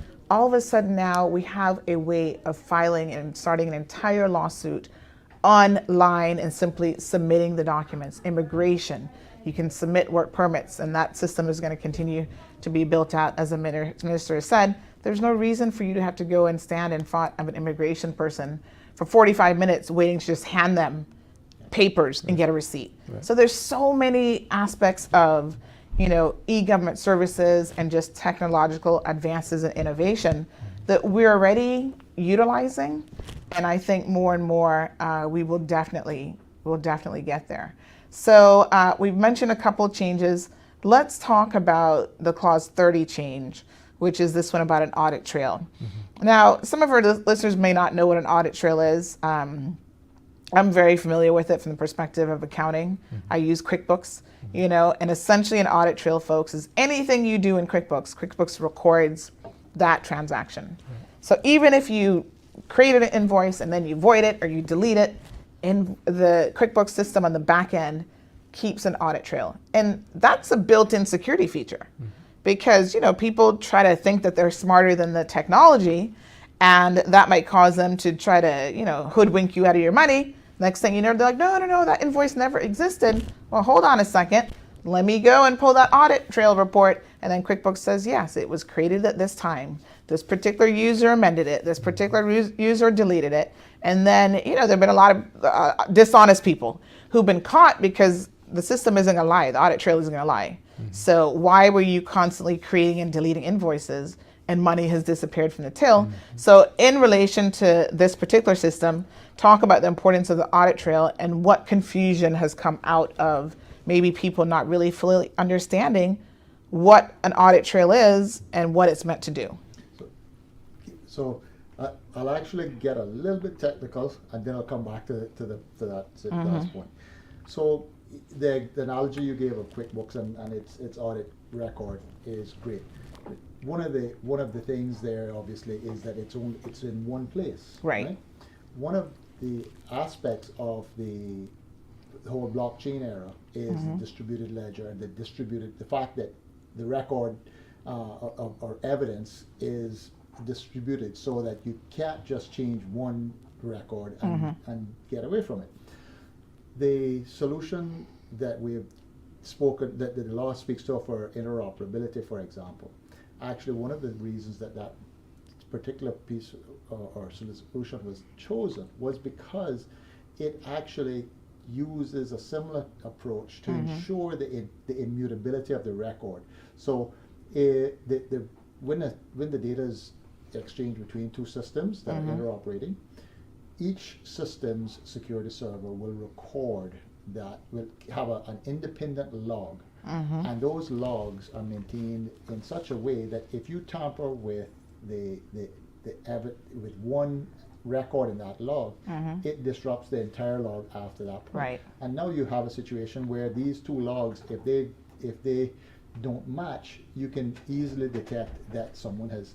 So those are the kinds of, and I get another step, that's a bit techy, but let me leave that behind and speak to the point that you made.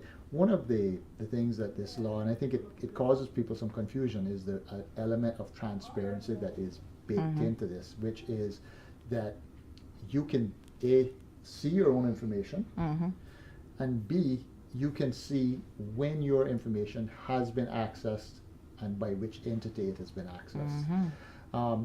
And I think to the credit of the team focusing on the law side, is they put the element from the data protection law that speaks to the ability for entities to utilize information for active investigations by law enforcement.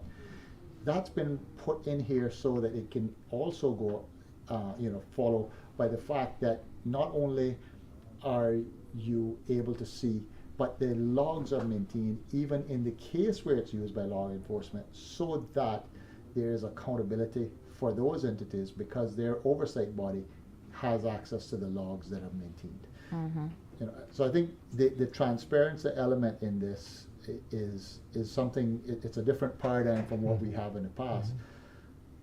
in those aspects. So, and there's a bit of confusion around the wording that is in that provision. So it talks about financial investigations, right?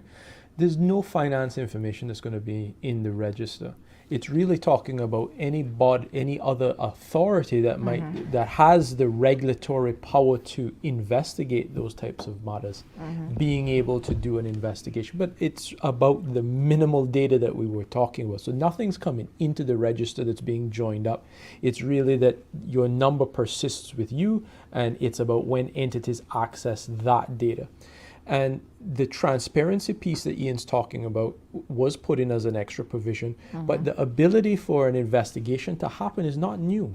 Those exact provisions exist in the Data Protection Act right now by those same entities. They've been inserted into this bill in a way that you can pick up one document and access and see what is required here. So from a convenience point of view, it's there, but this isn't new. Those provisions exist under data protection right now. We've actually gone a step above to record the investigative piece with transparency. You asked a couple of times about, or you touched a couple of times about security. And one of the interesting things that, I'm not an expert at this, but in the legal side of things, this bill actually incorporates in Section 34 the requirement, the obligations of the registrar to implement security measures. Now, people tend to want to dive into the technology specific, but that technology is going to change. It needs to change over time, and the obligation really at a law, at a bill perspective, needs to be that you need to maintain security and you need to do what's appropriate over time. But obviously, anyone that is familiar with technology knows that that's a constantly changing scenario, and you have to continue to improve and enhance based on the threat that is out there at the time. And I just want to reiterate to the public that the ability to do testing on what has been built has already begun and will continue before your data is inputted and becomes live as well. But I think so. Something that I think is at risk of getting lost is we say your data. Mine, your data too, Oh, definitely. Because I'm getting a card, right? Yes. So it's not just other people's stuff. This is mine, my family's, my friends. We are early adopters Yes, as well. absolutely. In fact, Ian, you've got your prototype card. Yeah. So, I think that there is this sort of sometimes misinformation that's put in the public where people feel like, they're the ones who could potentially be victimized, but you've got Caymanians folks sitting right here where if they build a system that isn't secure, they're at risk too. Their families are at risk. Definitely. So, everyone has a general interest in ensuring that this works optimally. And of course, you've also had the benefit of being able to do research and adopt systems. You talked about this open source, that you have adopted, but you've been able to see how it's worked for other people. Yes. And that's important because surely you've not picked a jurisdiction where it's not working well. Well, we've looked at those too, right? Yeah, because we you can learn. There's other jurisdictions very close by that have attempted to do this and have had, but one of the major distinctions between the two environments is that they didn't have a Data Protection Act in place.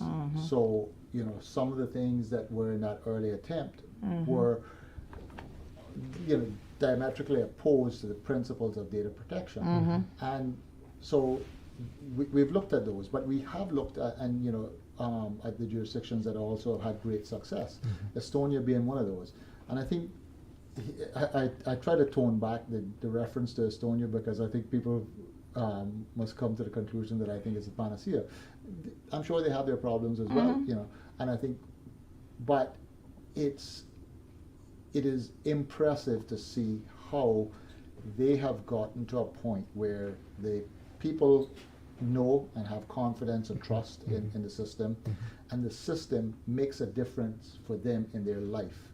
I recall being at a conference and in Estonia, and we were quite impressed by one of their leaders, the speech that they gave, and really about how how the progress they've made in implementing solutions and e-services and all of this. And when we're talking to people afterwards from Estonia, they were not impressed at all. They said, well, why? I said, well, why was she speaking about technology? This isn't about technology. This is about how I have an extra hour with my kids in the evening. How I, it's about how I benefit as a citizen. And there's benefits to being able to go and visit places and see it in action. And that's primarily what we want to do here in Cayman. That any early adopter that would like to proceed into this digital age can do so.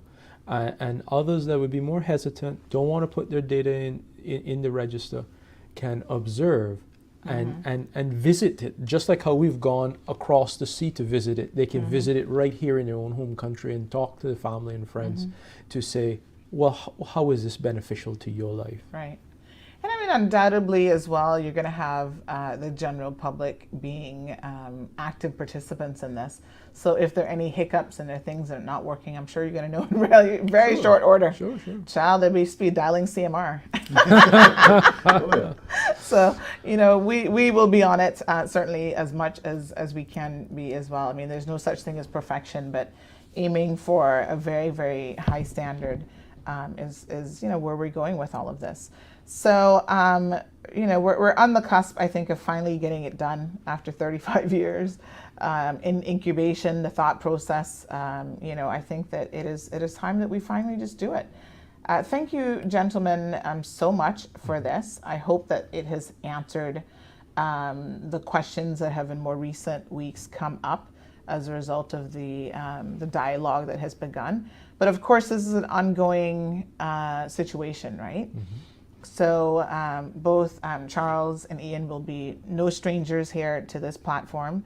They will continue to educate the general public as they, roll this out, and they start to, once the legislation is passed, they start to register folks into next year and start that entire process. So I, for one, am very, very excited, and I'm looking forward to seeing exactly how this is going to work. So any final thoughts, gentlemen, from either of you? I would just like to thank the public for this opportunity to speak to them. We look forward to this progressing at the House and hearing sentiments that would be shared in that forum. It is a very pivotal piece of infrastructure, in our opinion, laying the groundwork for a future state to happen. And we can dream about what the future is, and it can have lots of power when you're not in front of somebody but can avail of services. It could be a Caymanian that's a student that's overseas, or a person that has actually left Cayman and lives somewhere else but needs to avail of services. They don't have to wait till they get on the plane to fly back to actually do something. That's huge. If we have a national disaster, God forbid, and you lose all of your available forms of ID, you have the register that's a basic backbone set of information that you can prove who you are and say that this is who I am, therefore I can get a basic ID physically like that. We're talking about being able to do a new, it brings new power to what the citizen can do. And we've only started to dream. It would be very interesting to hear the citizens' dreams, hear what they want to have change, what are the first services that they want to impact their lives. We obviously have ideas on that, but please visit imagine.egov.ky. Leave us your comments, leave us your feedback. You can go there and see the plethora of discussions that have been had on this particular topic. You can get access to the bills, and as mentioned, you can leave feedback. So just thank you for the opportunity. And I think, I think we're going to look back at this in a couple of years' time, and the way today my kids, when I talk to them, they can't imagine life without smartphones. Yes. And the internet, but we remember, some of us remember that, at least I do. And I think in a few years' time it's going to be very similar in that people are not going to be able to remember what it was like almost before, before they had these capabilities and the benefits that they brought to their life. Yeah. And that's there's something to be said for that, for sure. Because I think we probably have all lived long enough now where there's like kind of the before something was available and then afterwards. And you're absolutely right, Ian. It's hard to remember life before cell phones. It's hard to remember.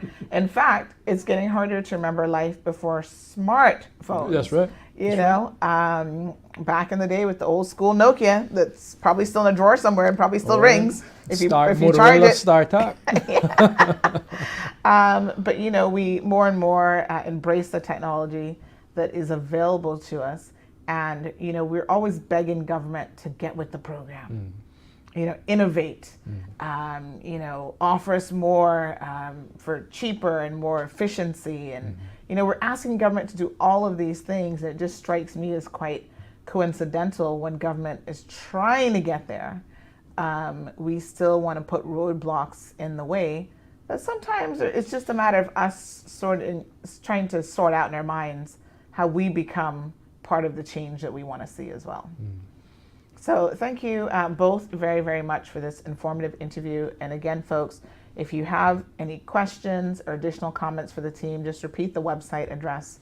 Imagine.egov.ky. All right, so imagine what your future could be. That's really what it's all about. So thank you so much. Thank you. Thank you. Cayman Brac, your ETA for the air show is Sunday, December 4th at 12:30 p.m. Prepare yourselves for an unforgettable experience. After more than 20 years, the air show is back in the BRAC. Enjoy an aircraft exhibition where you can see the planes and meet the aviators at the airport. Then watch a thrilling air display as world-class pilots put on a stunning show. Free parking will be available at the airport. For full details and event lineup, visit CaymanAirShow.com. The Cayman Islands Air Show, landing in Cayman Brac, Sunday, December 4th from 12:30 to 2 p.m. Recover Personal Injury Attorneys, helping injured people get what they deserve. Did you know that insurance companies have lawyers that represent their interests? Before signing and accepting any settlement, know your rights. Call us today for a free consultation at 924-9999. That's 924-9999. Recover. Your personal injury attorneys are on standby to assist. It's November, and November is Gimme Story. The Cayman Islands National Cultural Foundation presents in your district Gimme Story, the Cayman Islands National Storytelling Festival. 6 evenings of free entertainment for the entire family from November the 25th to December the 2nd. Guests arrive at 7 p.m. and show starts at 7:30 p.m. Come on out, because nobody's going to be left behind. We got you covered. West Bay, East End, North Side, Bordentown, Georgetown, and even Cayman Brac. Everyone is going to enjoy a bit of Cayman's history via storytelling. This year, we have the best of Cayman's homegrown and resident storytellers that Anna know from Anna Born, including Rita Escavanovich, Nasaria Sakushalet, Matt Brown, King Navasa, Giovanni Ebanks, and a host of others. For more information, visit artscayman.org or visit the Facebook page and Instagram page at Cayman Culture. Vote for the best fish fry in every district and wash it down with a little swanky. Did I mention that you get in for free? And they're starting in time, so try and hurry up. Give me a story. That's gonna be a good time this year, so don't miss out.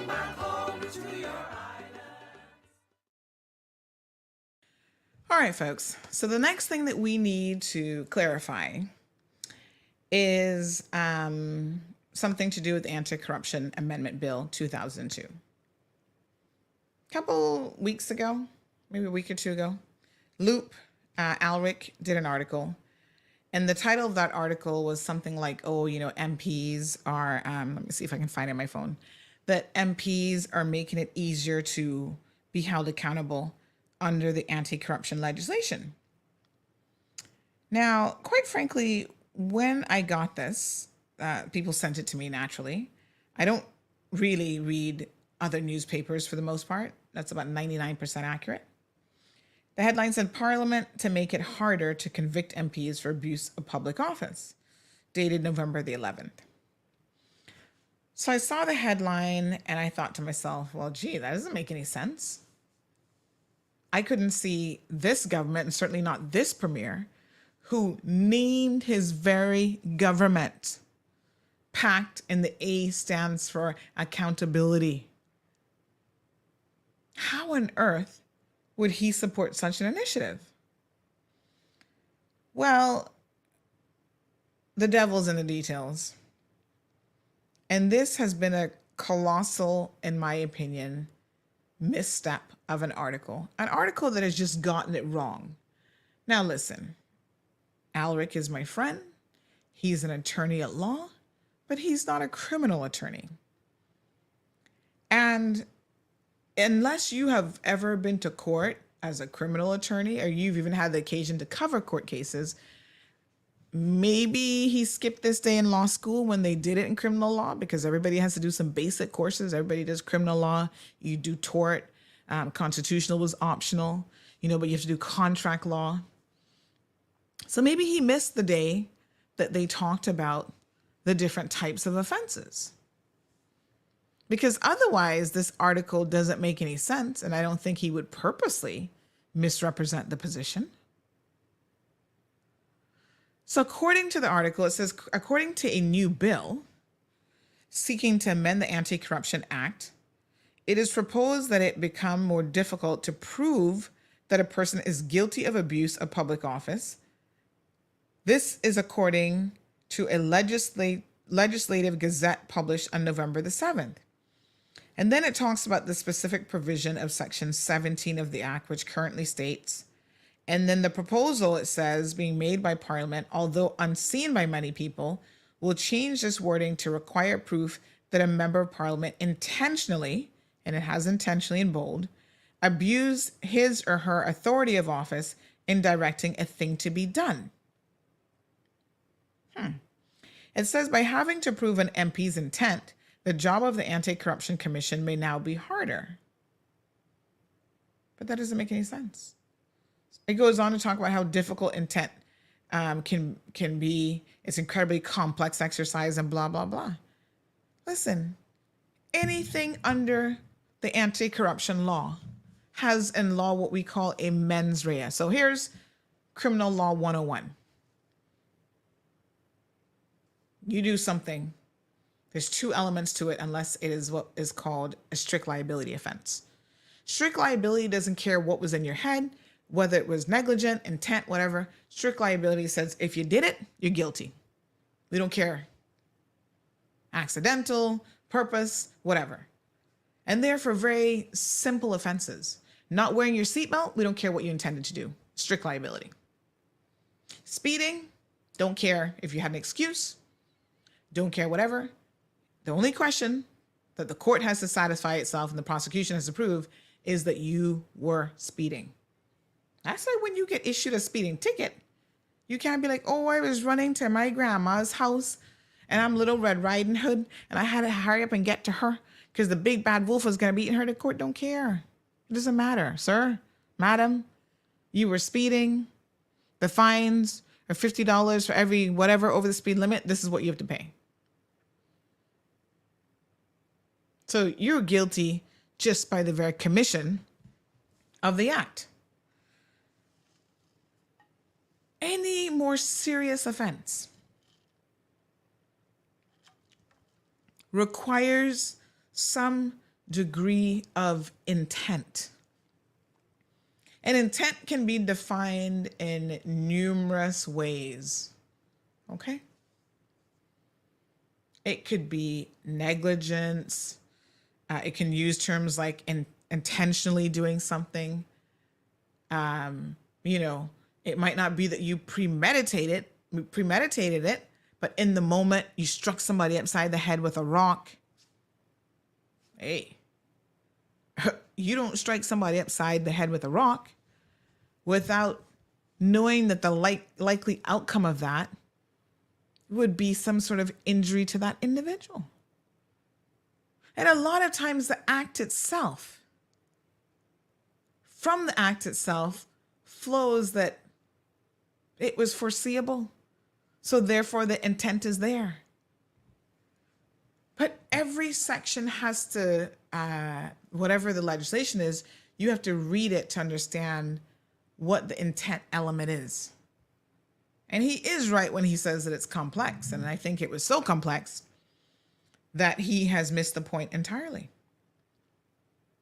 So the legislation, the amendment to the legislation has nothing to do with changing the requirement of the mens rea.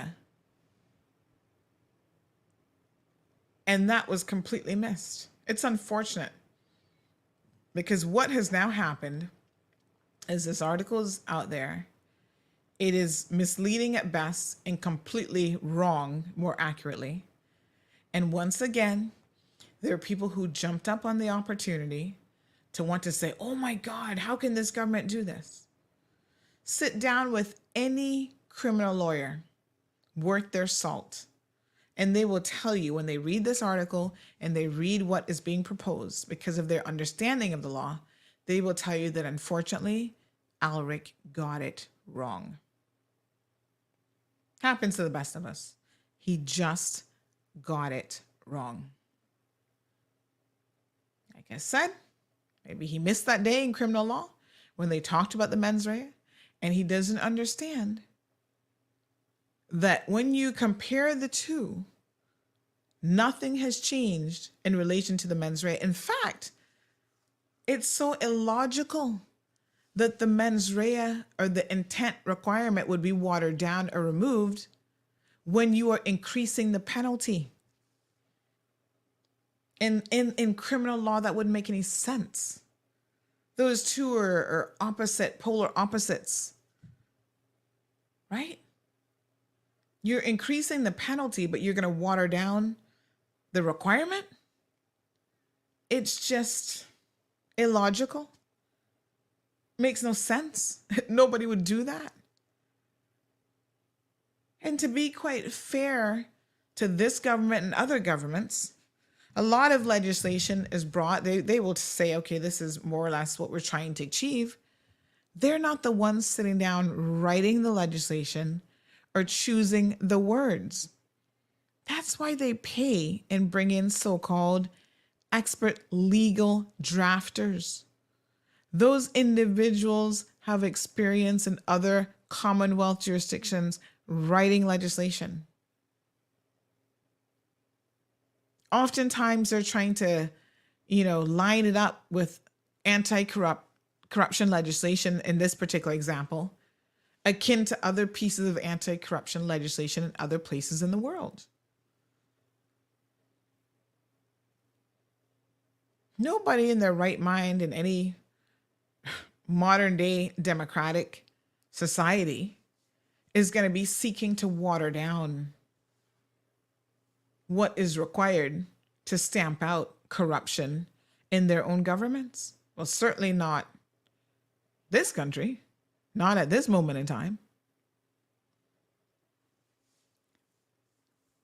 And putting out erroneous and, a headline like that, again, can be very, very dangerous, because you're going to have people who accept that at face value. They're not going to read. They're not going to get a copy of the bill. See, I got my copy here and I went and marked it up and I read it, and I read the section 17, which this bit here, point 7, is seeking to repeal and substitute. So repeal and replace. Talking about the abuse of office. This is why I encourage people to read for themselves. Go get the legislation. See what was there before. Read section 17 that's there now. And read section 17 of what is being proposed. 17 subsection 1 and 17 subsection 2.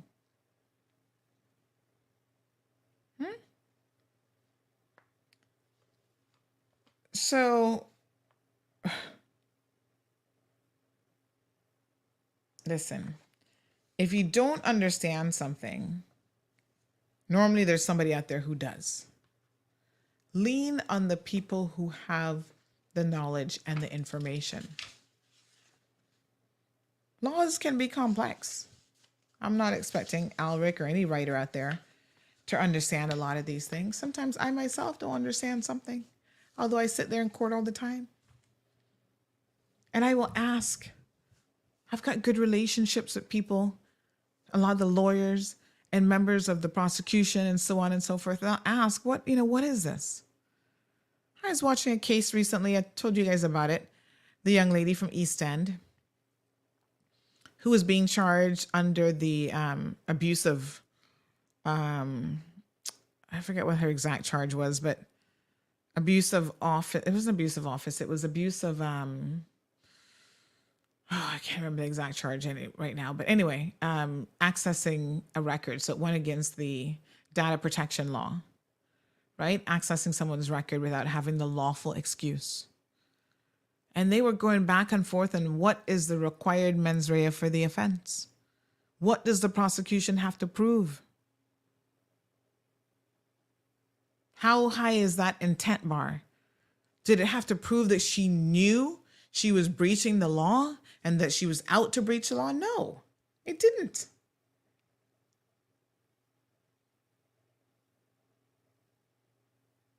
That she was negligent to the fact that she's breaking the law, that she should have known that if it's not within the parameters of your job description, that you're not supposed to access people's personal information through the police networking system. You're not even a police officer, you're a civilian. And so that whole case went around in circles looking at her job description, what her contract said, what she was supposed to be using the system for, who she had to get permission to do those things. All of that was done because the way in which intent was to be proven here wasn't that she was even maliciously trying to do something. It was that she knew she didn't have the right authorization to do it. That was not part of her job description or part of her job responsibility. And she was either reckless or negligent to the fact that she should not have been accessing that information and did so regardless.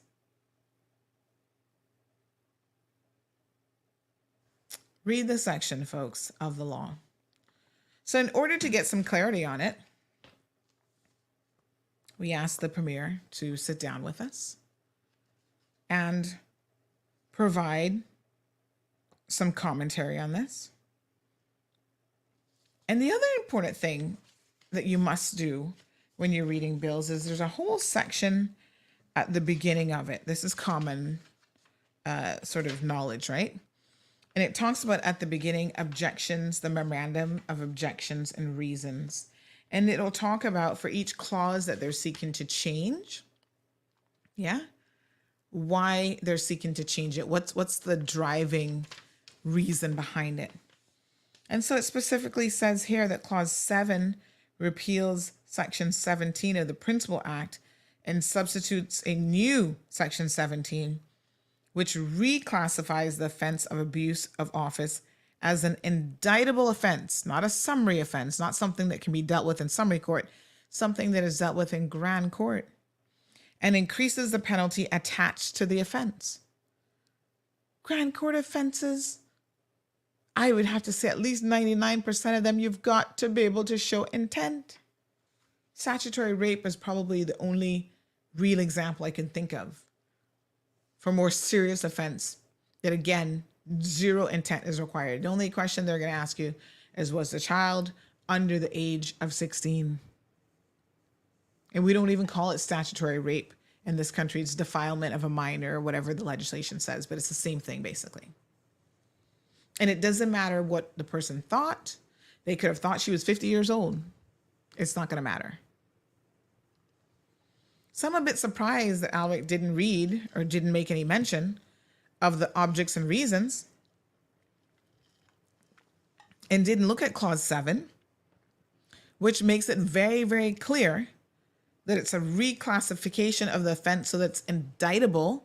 That means at the grand court level, and you get to choose judge or jury, and that it's actually seeking to increase the penalty. It said nothing about trying to redefine the mens rea or trying to make it, a lesser mens rea or anything like that.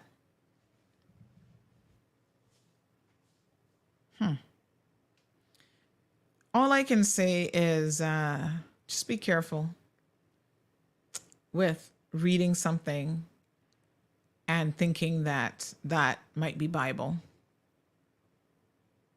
ask questions from the people who have the requisite knowledge and understanding and information. Laws are very, very complex, folks. The people who specialize in constitutional law, you go to them about contract law, they can't help you. The people who are criminal law experts, you try to talk to them about corporate law, they can't help you. That's why people specialize in a thing normally, because it's difficult to be a master of all, even within the legal profession. And if you don't understand something and you don't have the knowledge, I think the responsibility then falls on you to ask the questions. Anyway, here's the interview, folks, with the Premier. I trust that you enjoy this segment again. Information seeking, we're asking the questions, we're asking for an explanation. And most importantly, we're asking for the respective authorities and agencies and individuals to go on record with an explanation. That's important. Because it's easy to not say anything. It's easy to hide behind the controversy and not address it head on.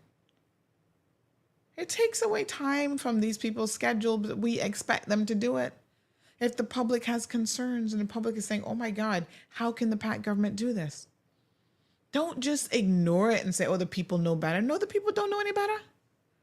If the people knew better, they wouldn't be sending it to me. Trust me. Yeah? Have a listen. All right, folks, we're here with none other than the Honorable Premier Wayne Panton, who's going to speak to us about the Anti-Corruption Amendment Bill 2022 that is going to be coming to the floor of Parliament relatively shortly here in December. So good afternoon, Premier. Thank you so much for taking a few minutes out of your day to spend with us. Oh, good afternoon and pleasure to be here with you. Thank you. All right, so we're recording this for the benefit of our viewers and the broader audience here in the Cayman Islands. Just kind of clarify a few things that have been circulating in the community in relation to what some people say are some very serious concerns about the Anti-Corruption Amendment Bill. All right. First of all, let's just get to the crux of what this is. There's a section in the existing piece of legislation, the existing act, which is a 2019 revision, that is section 17, and it talks about abuse of office. Right. So, Sandra, let's start with the memorandum of objects and reasons that accompanies every bill, as you know, since you're typically familiar with these. Yes. Particularly in relation to section 17. The relevant clause of the bill says, clause 7 repeals section 17 of the Principal Act, meaning the existing Anti-Corruption Act, 2019 revision, and substitutes a new section 17, which reclassifies the offense of abuse of office as an indictable offense and increases the penalty attached to the offense. Okay. So now what's really important there is that it is clearly saying what the relevant effective changes are, what the substantive changes are to section 17. And you'll notice it doesn't say anything about changing the burden of proof or the standard of proof required. And what it does, what it specifically sets out, is that it is trying to change the change to section 17 is requiring to increase, is attempting to increase the penalty attached to the offense. What that demonstrates is a commitment, an intention and a commitment to increase the level of punishment for someone who is found guilty of a commission of abuse of office. And that is quite contradictory to the comments and the statements that have been made in a couple of articles and obviously a number of comments online. So let's break it down, because we've got different listeners. Some might be lawyers, some are non-lawyers listen to the program. So when we talk about an indictable offense, first of all, it's important for the general public to understand exactly what that means. So that's a criminal offense in which the accused may be incarcerated for a period of 6 months or more. So those are the more, what we consider in law, the more serious offenses, if you will. Yeah, so for the general public's sort of interest in and for all intents and purposes, this really just means that you can, it's an offense which you end up in grand court, right, as opposed to summary court. Yes. And you have then the option as the defendant to ask for a judge alone trial or a jury trial. And increasing the penalty. So where do you think the confusion has arisen? Right. So let's just stick with increasing the penalties for a second. Yes. So the existing law, I think, has, let me just pull it up here just to be sure. I think Section 17 provides in Section 17(1) provides. So it says summary conviction of imprisonment for a term summary of 2 conviction years. to imprisonment for a term of 2 years. Right. And then subsection 2, which is distinguished from 1 in the sense that that's in relation to a loan, reward, advantage, or other benefit. If you're convicted of that offense, the term there is 3 years. 3 years. So it's 2 years for subsection 1, which is if a public officer or a member of the Parliament who does or directs to be done in abuse of the authority of his office an arbitrary act prejudicial to the rights of another. So if you do that and you commit an offense, it's liable, and you're liable on summary conviction to a term of 2 years. The second one is if you if in conducting that or carrying out that act, it is for the purpose of a loan, reward, advantage, or other benefit, then you also commit a separate offense, and it is liable on summary conviction for a term of 3 years. So, switching back to the bill itself, what this is trying to do by substituting Section 17, the new Section 17, right, is it is. So we go from 2 years to 4 years. Changing it from 2 years to 4 years. Yep. Sorry, the first change really is making it on indictment. Right. So you go to grand court, and you can, it's triable either way by a judge alone or by jury, and changing it to 4 years. So you're doubling the potential sentence. Yes. For a conviction under that section, that subsection. Right. And then for subsection 2, it is the same indictable offense, and it changes the period from 3 years to a maximum of 5 years. So of course, when you make changes, when you propose changes to potential custodial sentences, what you are trying to do is largely trying to increase the deterrent factor.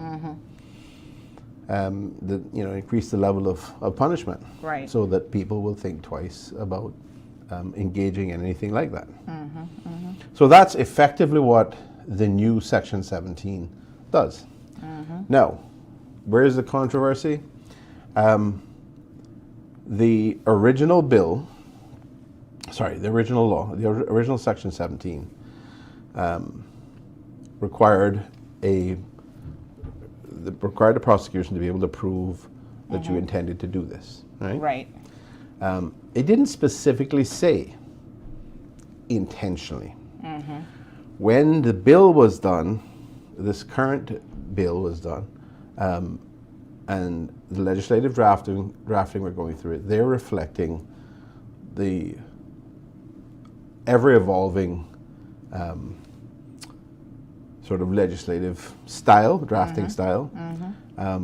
And part of that is to increase the movement or the change to sort of everyday English so that people understand it better. Exactly. And that is the reason why you see a change in the inclusion of the reference to intentionally. Now that doesn't change what the obligation was on the prosecution previously. It is done as a drafting style change purely to make it more everyday English so that people have a better understanding. So in an effort to modernize the legislation and update not just the, very, very specific points about on indictment and increasing the term of imprisonment, they've used more modern language that some people have now incorrectly, is what you're saying, interpreted that to mean that there's some additional mental element, in law we call it mens rea, that is required for the act to have been committed. And you're saying that's completely incorrect. That's incorrect. Yes. Okay. There's no change. It's the same, the prosecution have the same obligation. What has changed is that these are now indictable offenses that are tribal and grand court, either way, jury or judge, and the prison term, the maximum potential prison term, has doubled for section 17(1), subsection 1, section 17, subsection 1, and has gone from 3 years to 5 years for section 17(2). So the deterrent factor has significantly increased. In other words, and in other language, we're seeking to effectively threaten stronger punishment for someone who is committing this sort of offense. Now, in that context, that is entirely different. That reality is entirely different from what has been expressed in at least 2 articles that I've seen in our local media. One was on Loop, and another one was a viewpoint on CNS, Cayman News Service. Now, the article in Loop does not talk about any other change. It simply attempts to represent that the government or Parliament's intention appears to be to make it harder for the prosecution to prove that particularly a member of Parliament has been guilty of an offence. It does not even recognize either the 2 real changes, which is the indictable offence and the increasing of the maximum sentence. Yes, and I so think increasing that the deterrent factor. I want to say this for the benefit of our listeners. When I read the article in Loop, the thing that stood out for me is this one sentence that says, by having to prove an MP's intent, the job of the Anti-Corruption Commission may now be harder. And I think this is a misunderstanding and perhaps a lack of understanding, really, and how the criminal justice system works. Because outside of strict liability offenses, which tend to be traffic-related offenses, and I sit in court almost on a weekly basis, all offenses, certainly the ones in Grand Court, there is a need to prove intent. Right. Even sometimes the terminology might say things about negligent, so the specific wording of the act might be a little bit different, but that is where the intent comes in. And then it's for the judge who is, the expert on the law for the benefit of the jurors, if it's a jury situation, to define what in that specific act, what intent means, whether it's negligence, intentionally does something, because every act might have a slightly different wording, seeking to defraud, and what does that mean? What's the actual intent that's required? So I found it interesting that maybe the writer of this article simply misunderstood, from a criminal law perspective, what is required to win a successful and prosecute a successful criminal case in any event. So to make it very, very clear, there is no intent to change any legal element as far as what is required for the prosecution to prove and be successful in a case of this nature. Correct. And the law does not reflect that at all. Correct. So, I mean, it's, I guess you could call it an amateur mistake. Yeah. I don't understand why, if you want to write an article like that, ask a criminal lawyer, or ask someone who, has a better understanding. But in a situation like this, you're absolutely right. You mentioned earlier the concept of strict liability. That has very little application. It's quite restricted in criminal law, because the general concept of criminal law is that you must have, not only do you commit the act, or the actus reus, but you must have the requisite intent, or the mens rea, in most cases. Now, there are some examples of situations in which the Parliament and the courts have decided that that the issue is worthy of lowering that bar. So, it ranges from the simple things like traffic offenses, like speeding, for example. You don't have to prove that you intended to speed. Right. You just have to prove that you were speeding. Something more serious, more grave, like statutory rape. Those are the types of examples in which strict liability typically exists. Of course, it exists in other branches of law as well. In the law of tort, you don't have to prove intent in those areas as well, even though the impacts can be significant. But certainly in this case, there is no change to the burden of proof and what's required to be proved in terms of mens rea.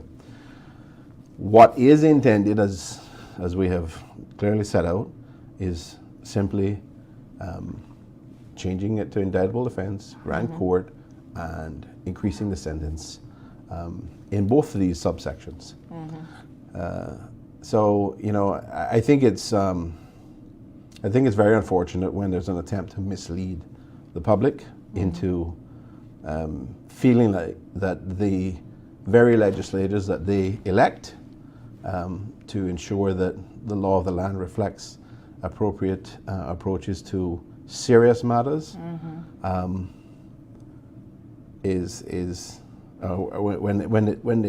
there's an attempt to suggest that they're trying to look after themselves or look after their colleagues.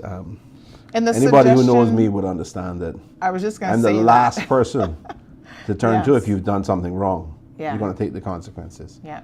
And I was just going to say that obviously, when you read a headline that says, Parliament to make it harder to convict MPs for abuse of public office, this would fly in the face of what you have stood for publicly as Premier of this government, and even, your ongoing attempts to hold parliamentarians and definitely your cabinet ministers much more responsible and accountable than they have ever been held before.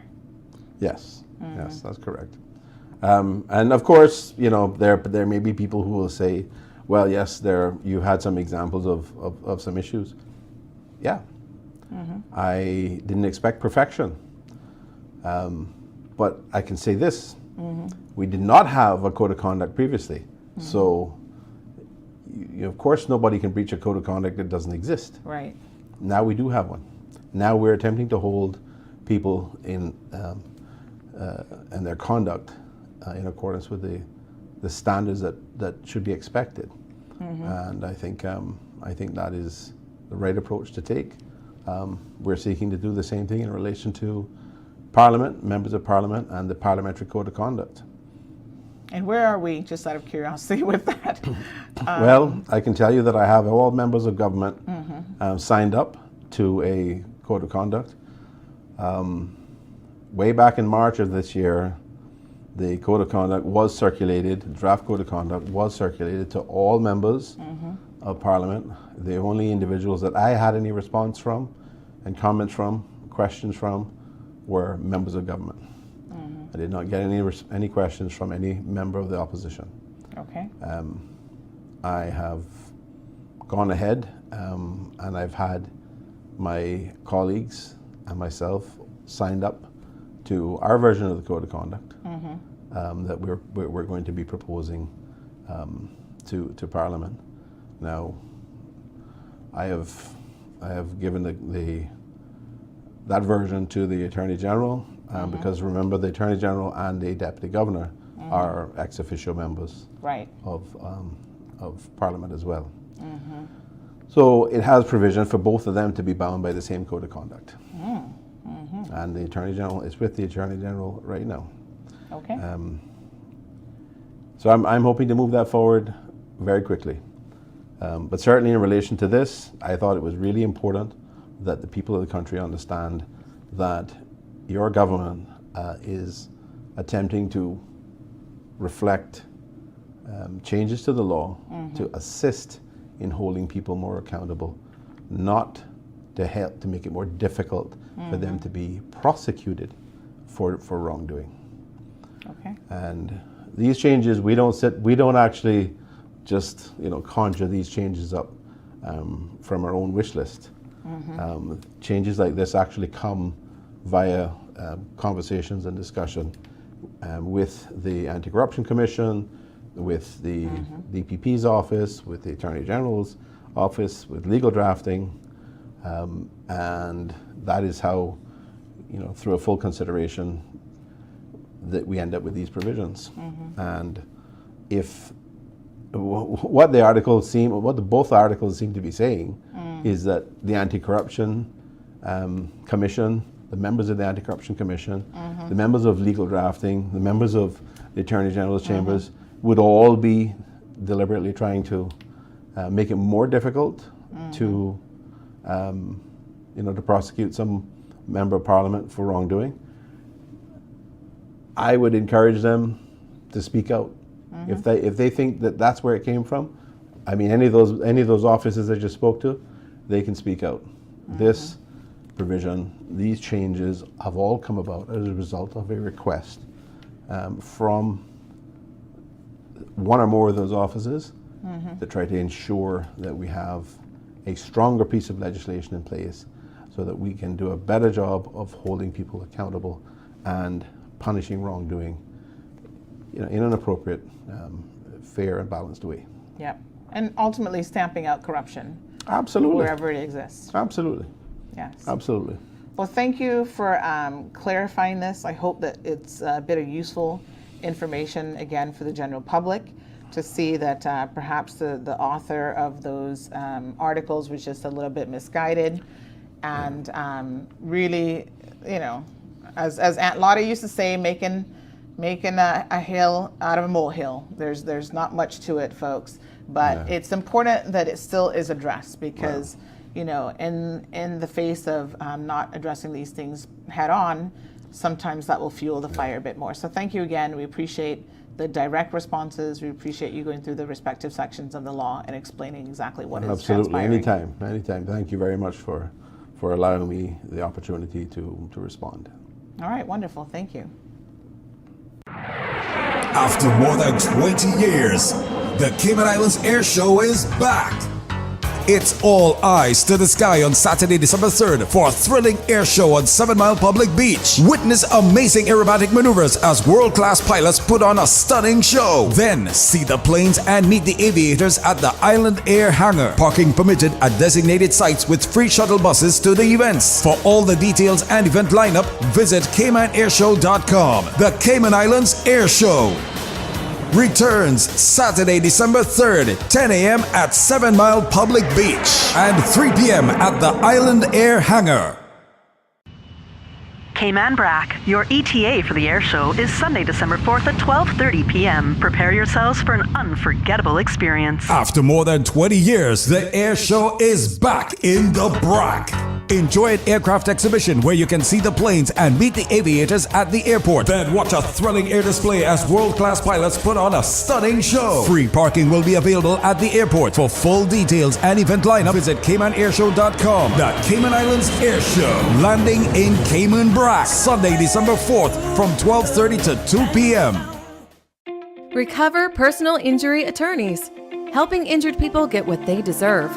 Did you know that insurance companies have lawyers that represent their interests? Before signing and accepting any settlement, know your rights. Call us today for a free consultation at 924-9999. That's 924-9999. Recover. Your personal injury attorneys are on standby to assist. It's November, and November is Gimme Story. The Cayman Islands National Cultural Foundation presents in your district Gimme Story, the Cayman Islands National Storytelling Festival. 6 evenings of free entertainment for the entire family from November the 25th to December the 2nd. Guests arrive at 7 p.m. and show starts at 7:30 p.m. Come on out, because nobody's going to be left behind. We got you covered. West Bay, East End, North Side, Bordentown, Georgetown, and even Cayman Brac. Everyone is going to enjoy a bit of Cayman's history via storytelling. This year, we have the best of Cayman's homegrown and resident storytellers that Anna know from Anna Born, including Rita Escavanovich, Nasaria Sakushalet, Matt Brown, King Navasa, Giovanni Ebanks, and a host of others. For more information, visit artscayman.org or visit the Facebook page and Instagram page at Cayman Culture. Vote for the best fish fry in every district and wash it down with a little swanky. Did I mention that you get in for free? And they're starting in time, so try and hurry up. Give me a story. That's gonna be a good time this year, so don't miss out.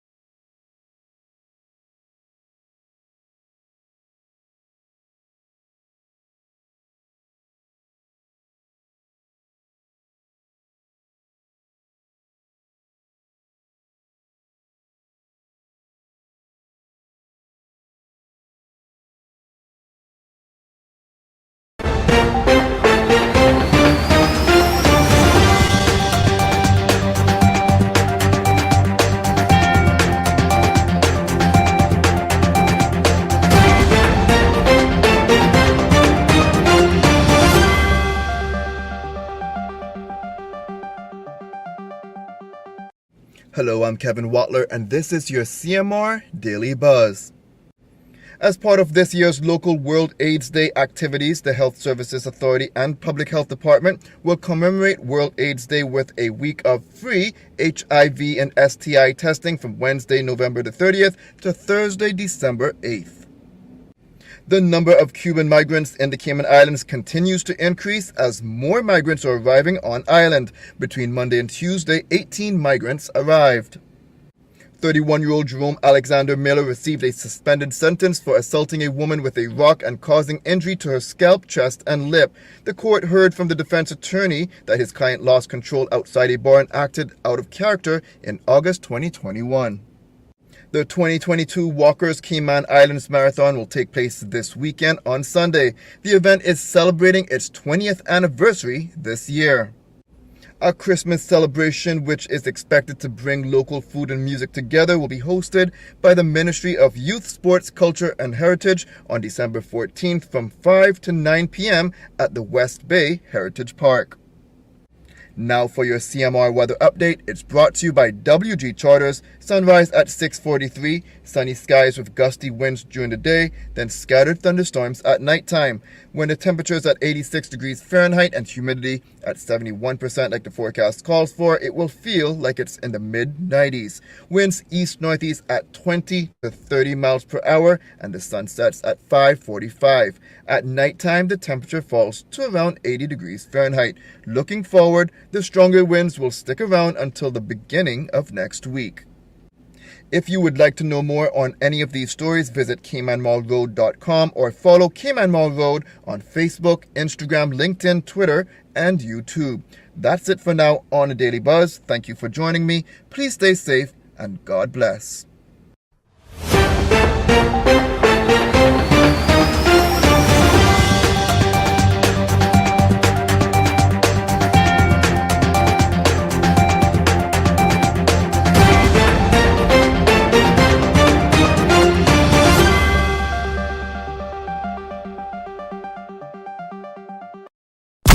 Thank you for tuning in to another episode of The Cold Hard Truth on Bobo 89.1 FM.